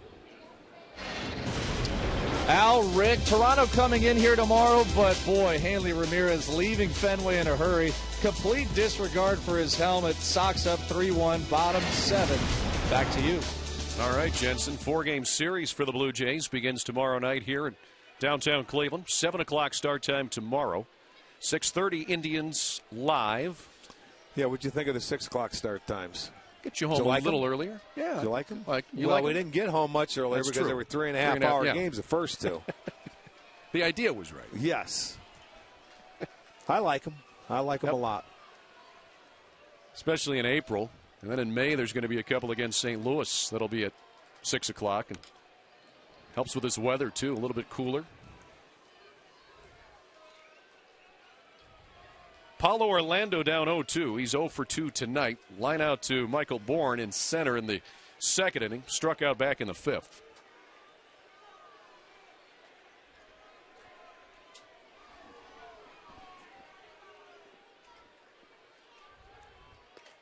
On the corner. Great pitch from McAllister. Gets Orlando looking for his first strikeout. That's paint on the outside corner. A couple breaking balls. He walks back to the dugout shaking his head. Let's take a look at it on our Wendy slow motion replay. And Orlando knew it. He's going to take it. He looks at it, and there it is. That first step. You know when a hitter has it, he keeps his head down and just takes the walk back on a perfect pitch. There's Christian Colon, who came into the game back in the 5th inning. And Alcides Escobar had to leave after getting hit by the pitch. So his first time at the plate. And he lines that one to right. It's going to fall for a base hit. Right on the chalk. And he'll hold at first base as Moss got over there quickly and made a nice throw into second. Right on the chalk. Yep. So Colon with the single. Will he go get Hagedorn now for the left-hander Moustakas? I mean, he made a good pitch. It was a fastball running up and in, and it jams him. And watch where it lands. Right on the line. So a 2-out single here. Out goes Perez to talk to McAllister. I was wondering to see if I'd see Francona coming out of the dugout. He has Hagedorn up. Moustakas, Rick, is 2 for 14 against McAllister in his career. There you go. So McAllister's had some success. Now both those hits were doubles.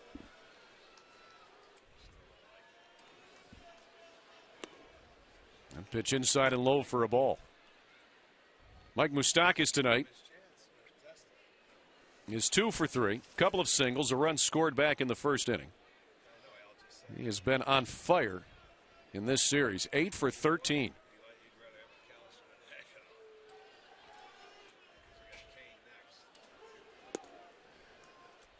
Two 2-0 to Moustakas. Lorenzo Cain would be next.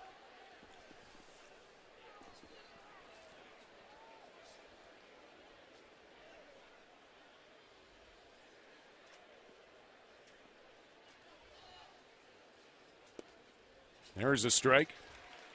Yeah, not one Moustakas was looking for there. He was looking for something he could turn on and maybe hit one out of the ballpark with a 2-0 count.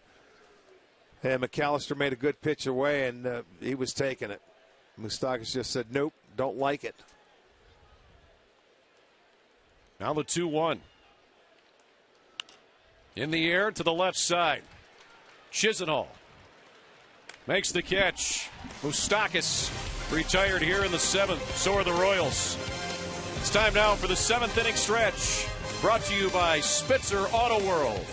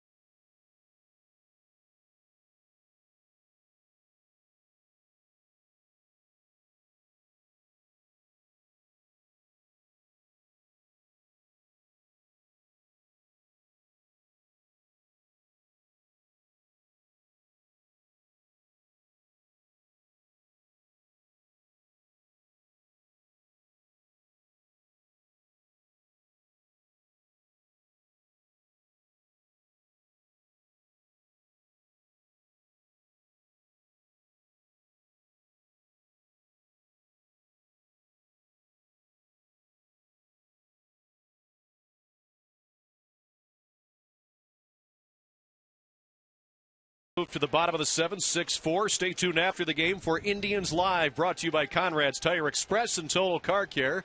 There's our set. Jensen Lewis getting it ready for us. Andre Down will be a part. I'll head down there as well. You're going to be down there? You're doing double duty tonight. That's okay. I need the exercise. You need the exercise? Sure. You sure? I got to stay in shape. Hitters 3, 4, and 5 for the Tribe here in the bottom of the 7th. Michael Brantley against Morales, who came on in relief of Ventura last inning, and Brantley smokes it, but right to Hosmer at first base. 1 out here in the 7th.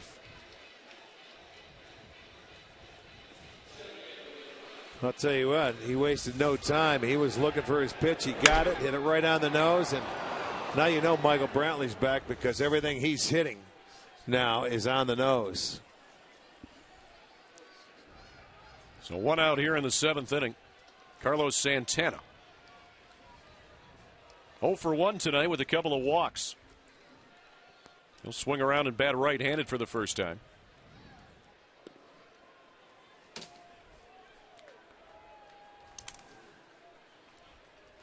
One and 0 from Franklin Morales.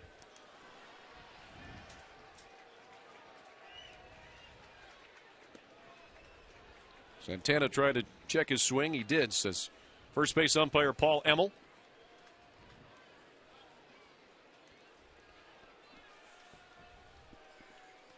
It's Ryan Madsen getting loose in the Royals bullpen.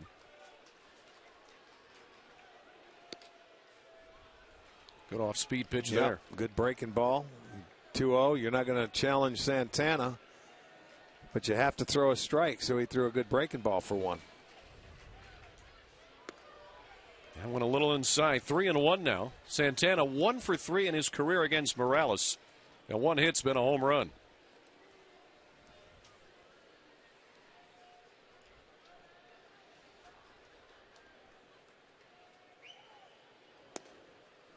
And ball 4, third time tonight that Carlos Santana has walked. It's now Miller time, brought to you by Miller Lite. This date, April 29th of 1986. Rocket Roger Clemens, 20 strikeouts against the Seattle Mariners. A lot of cool air that night in Boston, huh? Yeah. 20 punch-outs. Look They at ran all out those of room. Ks. Yeah, for all the strikeouts. Holy smokes. Brandon Moss bats here in the 7th inning. Runner on first. 1 out. Indians up by 2. Moss tonight 0 for 3. Flew out to center in the 2nd. Grounded out to second base in the 4th and 5th inning. Count even here at 1-1. For Morales, that was his first walk on the year. He didn't pitch in the first 6 games of the season, but he's been used a lot lately in the last couple of weeks. Lost to second. Fonte to second for 1. Back to first, not in time. The shortstop shifted over, a little bit more difficult to turn that double play. They cut down the lead runner. 2 outs here in the 7th. Moss aboard for David Murphy. Is it Rayburn coming out for Murph? Let's check it out. It looks like it. Yeah, yep. Rayburn's going to come out and get an at-bat. That's the platoon there between Murphy and now Rayburn. And out comes Ned Yost. He's going to make Madsen's up, so he's going to make his counter move and bring in Madsen.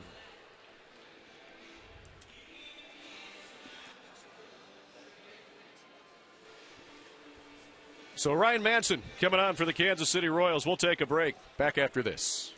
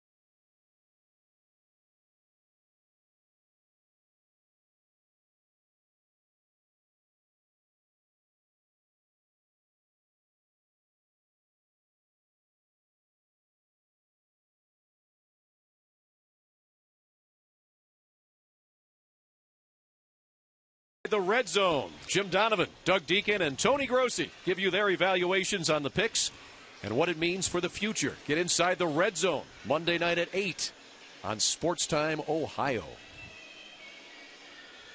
New pitcher for the Royals, Ryan Madsen, will face Ryan Rayburn. Madsen appeared in 1 game in this series. He went an inning and had a couple strikeouts back in game 1. Indians use Rayburn to pinch hit for Murphy, so Ned Yost counters.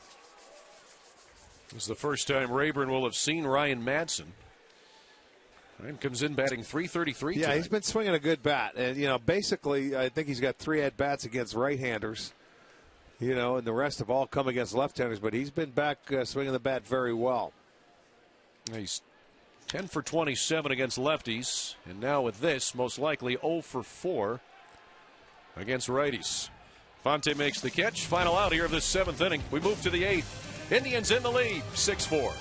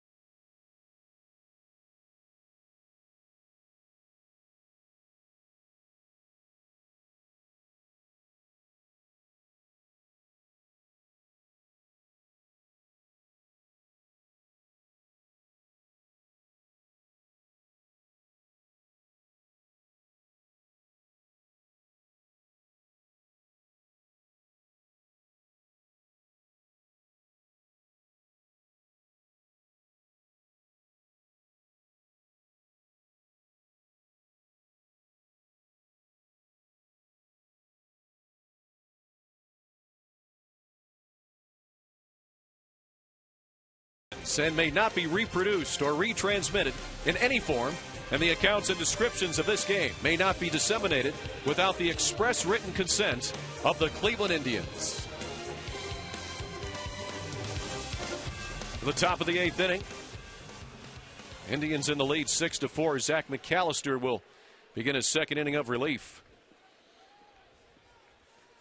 He will see hitters 3, 4, and 5 in the Royals order: Kane, Hosmer, and Morales. And it was Kane and Hosmer that tied the game, or actually gave the Royals the lead back in the 6th inning, the first 2 hitters of the inning against Danny Salazar.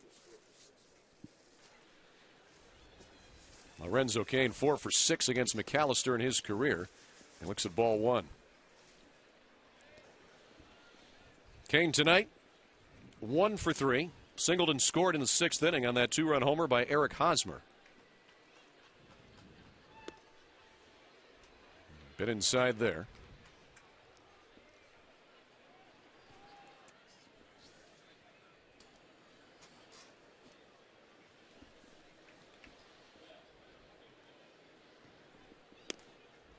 On the outside corner for a strike. 2-1 now to Lorenzo Kane.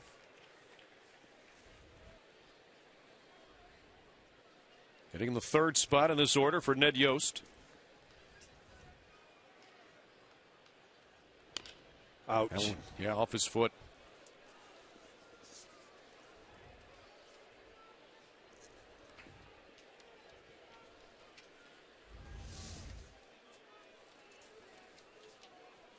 It went right off the padding. That's obviously why he has it there. In the right spot. Yeah, he certainly did. We see a lot of times where they have that padding down there and it seems to miss it. 2-2 the count to Lorenzo Kane. The Royals leadoff hitter here in the 8th. Grounder to short. Ramirez throws out Kane. 1 out here in the 8th inning.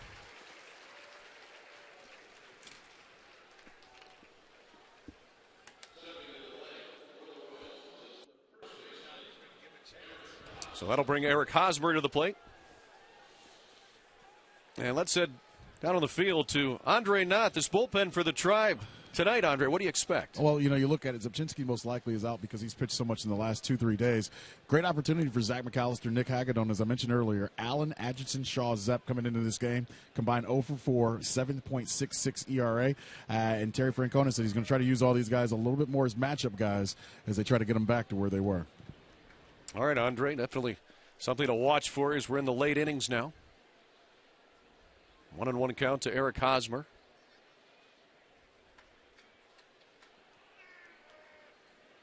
One out, nobody on here in the 8th inning.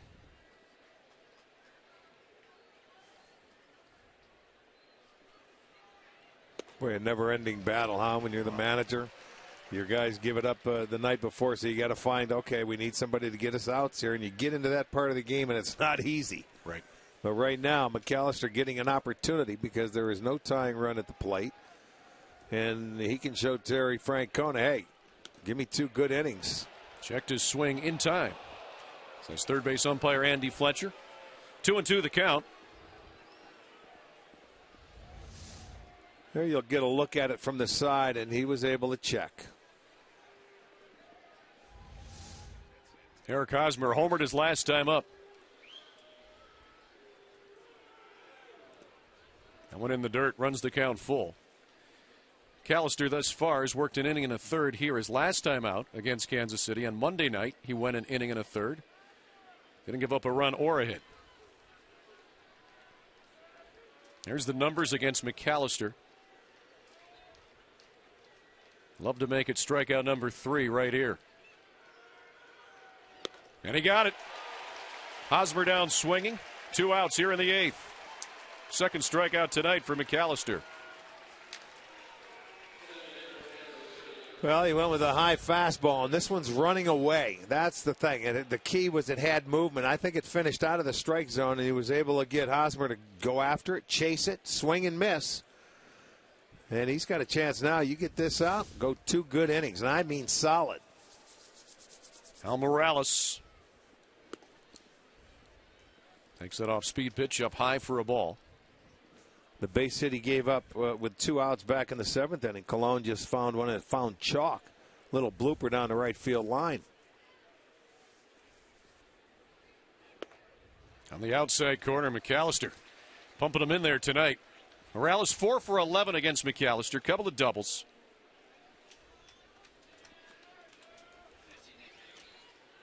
Zach has looked strong thus far. Fouls that one off. 1-2 to Morales.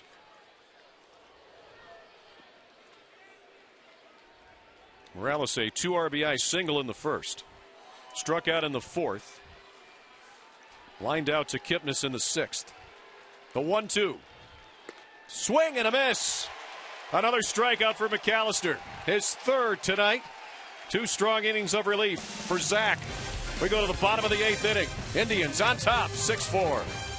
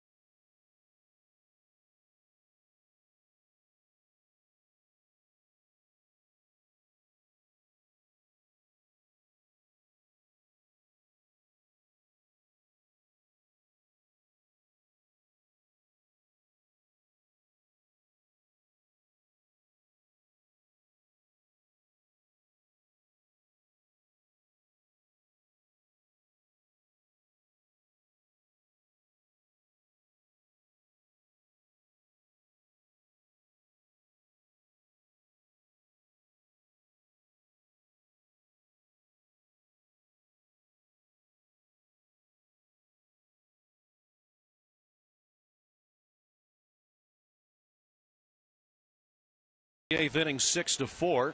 Stay tuned after the game for Indians Live, brought to you by Conrad's Tire Express and Total Car Care. Myself, Jensen, Andre. I think, Arch, you're going to be a part of that. No, you're going to give me the day off. You want it all. You got it all. No. You are always welcome on our set. Chisenhall a swing and a miss here in the bottom of the 8th. He's down 0-1. Hitters 7, 8, 9 in the Indians lineup will face Ryan Madsen. Chiz had that big double back in the 6th inning. First of 3 consecutive for the Tribe. He sure did. Hit a breaking ball and hit it off the wall in left field for his 3rd double.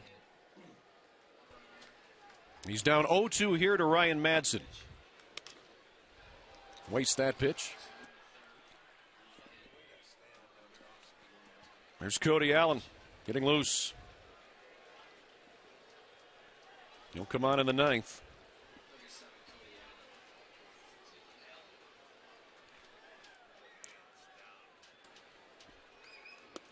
A swing and a miss, strikeout for Ryan Madsen. His first tonight, just the 2nd for Kansas City pitching. 1 out here in the 8th inning. Let's take a look at our Hyundai in-game box score for the Tribe. All right, bottom part of that order tonight, Rick, has really been strong. Well, very good. They had the 3 straight hits, the 3 straight doubles, and then Kipnis' first home run. I mean, and then he gets another RBI, so a big night. And they came back. They were able to come back and respond to Kansas City's taking the lead in the top half of that 6th. Now Roberto Perez, who has reached all 3 times he's been to the plate tonight. Single in the 3rd, a walk in the 4th, and an RBI double to, at the time, tie the game in the 6th. Yeah, you got Perez and Bourne scoring 2 runs apiece.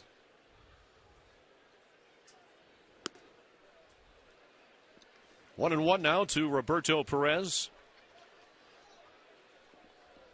Has the average up to 205 now. Came into tonight batting 162.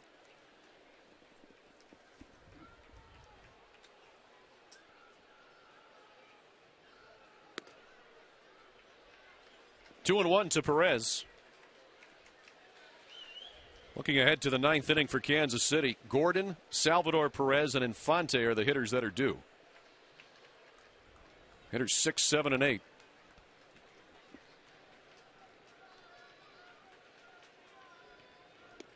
Nice change. Wow, good off-speed pitch.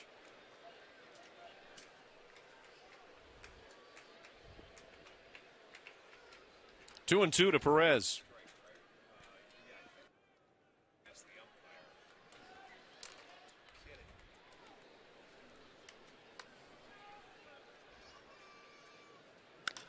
Perez drives that one to right. This ball well hit. It's gone. Opposite field solo shot for Roberto Perez. 7-4 try.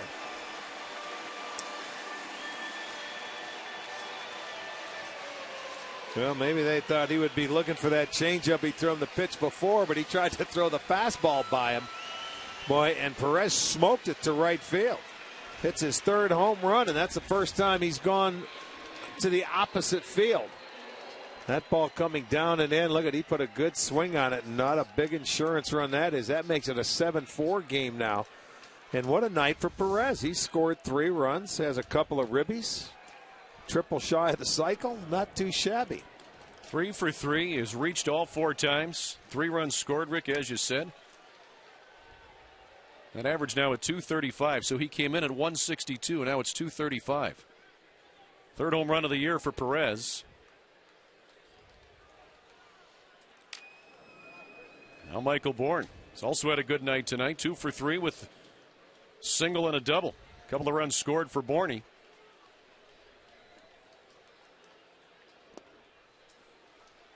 Bourne had a nice at bat. If you recall his last time up, Morales came up and in, and he went down into the batter's box and got up at the very next pitch and caught a fastball, and I mean lined it down the right field line. That shows you something. Well, he's had a good series, and since he's been moved to that 9-hole, it's worked out very well for him. And for Perez tonight, talked about how well he did. 3 for 3. Yeah. He was 0 for 18, his last 18 coming in, so he really broke out of that slump.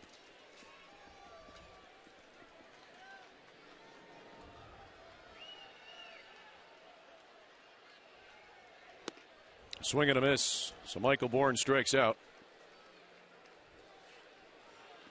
Now let's take a look at our Pat O'Brien play of the game. Rick, here's that Michael Bourne at bat. Look at that, up and in, and he goes down. He couldn't believe it. He gets back up, though. He kept his composure, got a fastball up and in, and I mean laced it down the line. Drove in a run, then ended up coming around to score after a wild pitch on the Kipnis infield grounder, so it made it a 3-run inning. That was the Pat O'Brien play of the night. There's Jason Kipnis, who had a 3-run homer back in the 3rd inning. 4 runs batted in tonight. It's tied a career high for the 7th time.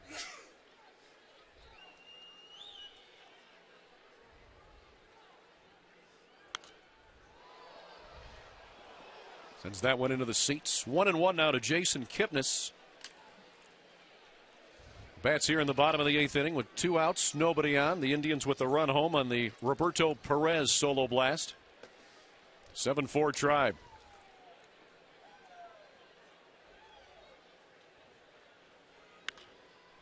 In the air to short left center. Shortstop going out. It's Escobar. He'll make the, rather Colon, he'll make the catch. It's the final out of the inning, but Roberto Perez going oppo field. 7-4 Tribe. Cody Allen coming on for the save in the 9th.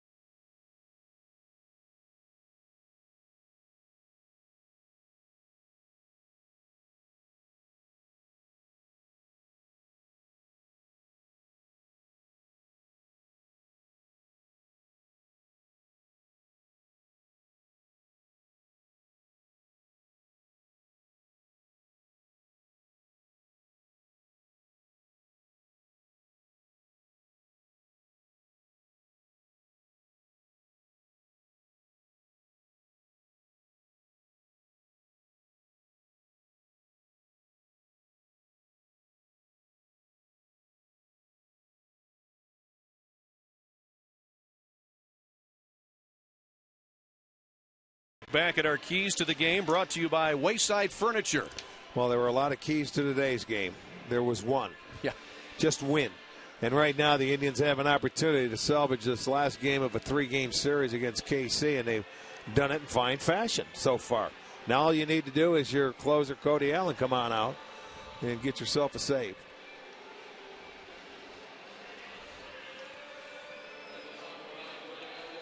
Numbers on Allen. Well, there you see against Alex Gordon, who is 2 for 2 with 2 home runs. My goodness. Perez is 2 for 5, and Infante, good numbers against the 3 he will be facing, but he has a 3-run lead. So Alex Gordon up first. Hitters 6, 7, and 8. I might add a nice 2 innings from Zach McAllister, by the way. Outstanding. 3 strikeouts, 1 little hit that hit the chalk. First pitch to Gordon outside for a ball. Update on Alcides Escobar. The preliminary report is good news so far. Left with a left cheek contusion. He was taken out for precautionary reasons and also for further evaluation. As Gordon hits this one to right center. Bourne dives, can't get it. Moss there to back him up. Gets by him. Gordon around second, headed to third. He'll make it standing up. And he's aboard. All the way to third base to start this 9th inning for KC.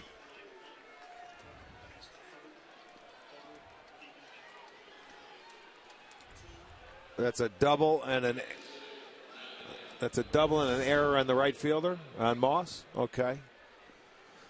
Borney tries to dive and get that ball. It kicks it up, and they give Moss an error right there when the ball gets by him. So it'll be a double for Gordon and an error on Moss. So now Salvador Perez, who's 0 for 3 tonight, fouls that one off. The runner at third, inconsequential, so infield and outfield at normal depth.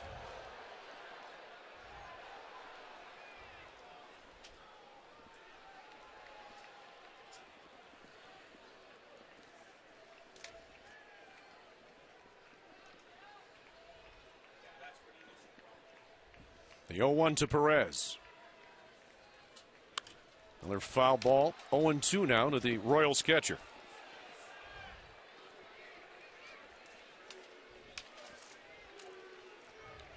Cody Allen trying to pick up the save tonight. Trying to save it for Danny Salazar, who's in line to get the win. Crowd comes to life. 0-2 pitch. Right Got there. it. Strike Nice. 3. Perez out looking. Good breaking ball. Cody Allen comes in with the curve. Perez wants to take a peek at it again. He thought that ball might have been out there, but that's a good pitch. Head plate at the knees. Gets the call. That'll be out number 1.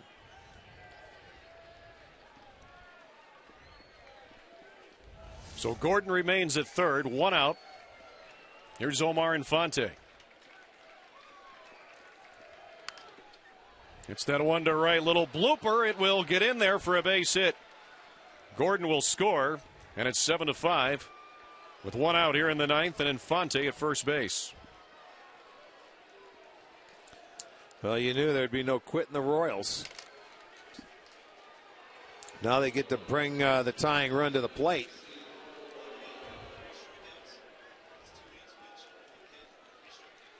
Here's Paulo Orlando. First time that he's faced Cody Allen. Tonight he's 0 for 3.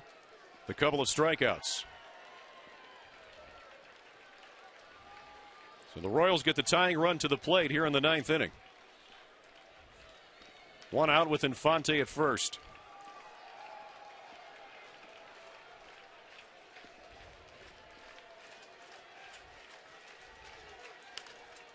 In the air, but foul to the right side.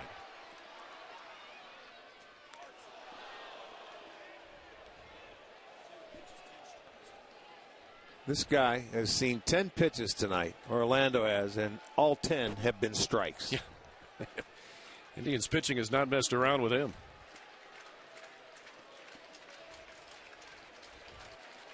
Cody Allen trying to convert his first save since April 18th in Minnesota.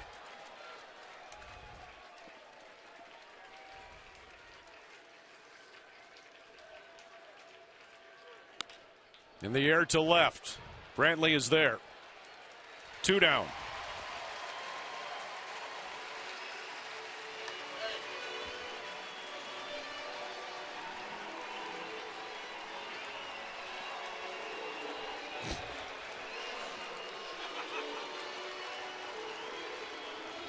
To the top of the order, Christian Colon will be the batter.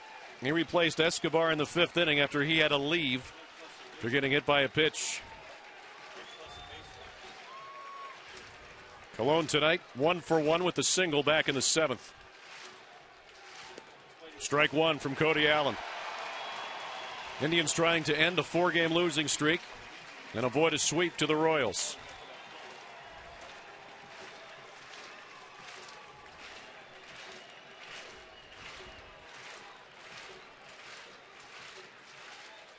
Good block by Perez. That one low and outside.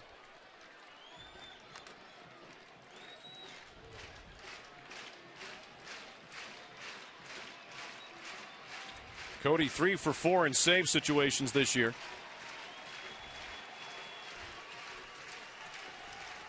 Well, the crowd certainly wants to see the final out here.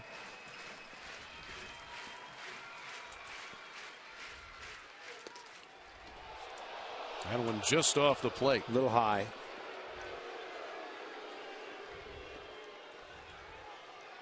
Two and 1 to Colon.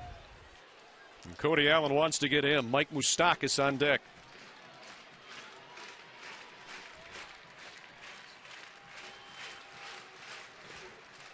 Strike 2.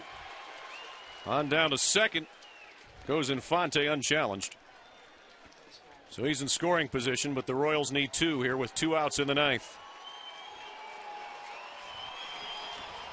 Well, Perez will chat with Cody Allen, make sure they got their signals straight.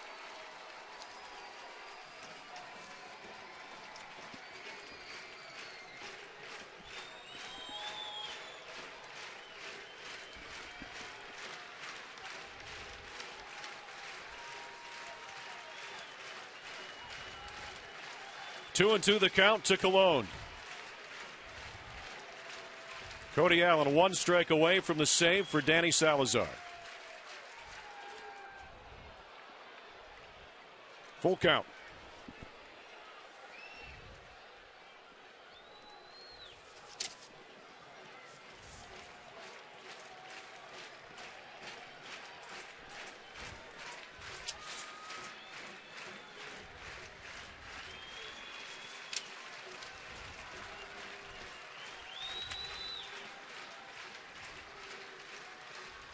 There's the payoff pitch. Popped in the air to short center. Michael Bourne is there. Game over. Indians win. Final score. Indians 7, Royals 5. With the win, Cleveland 7-13 on the year. They get their second home win. Kansas City falls to 14.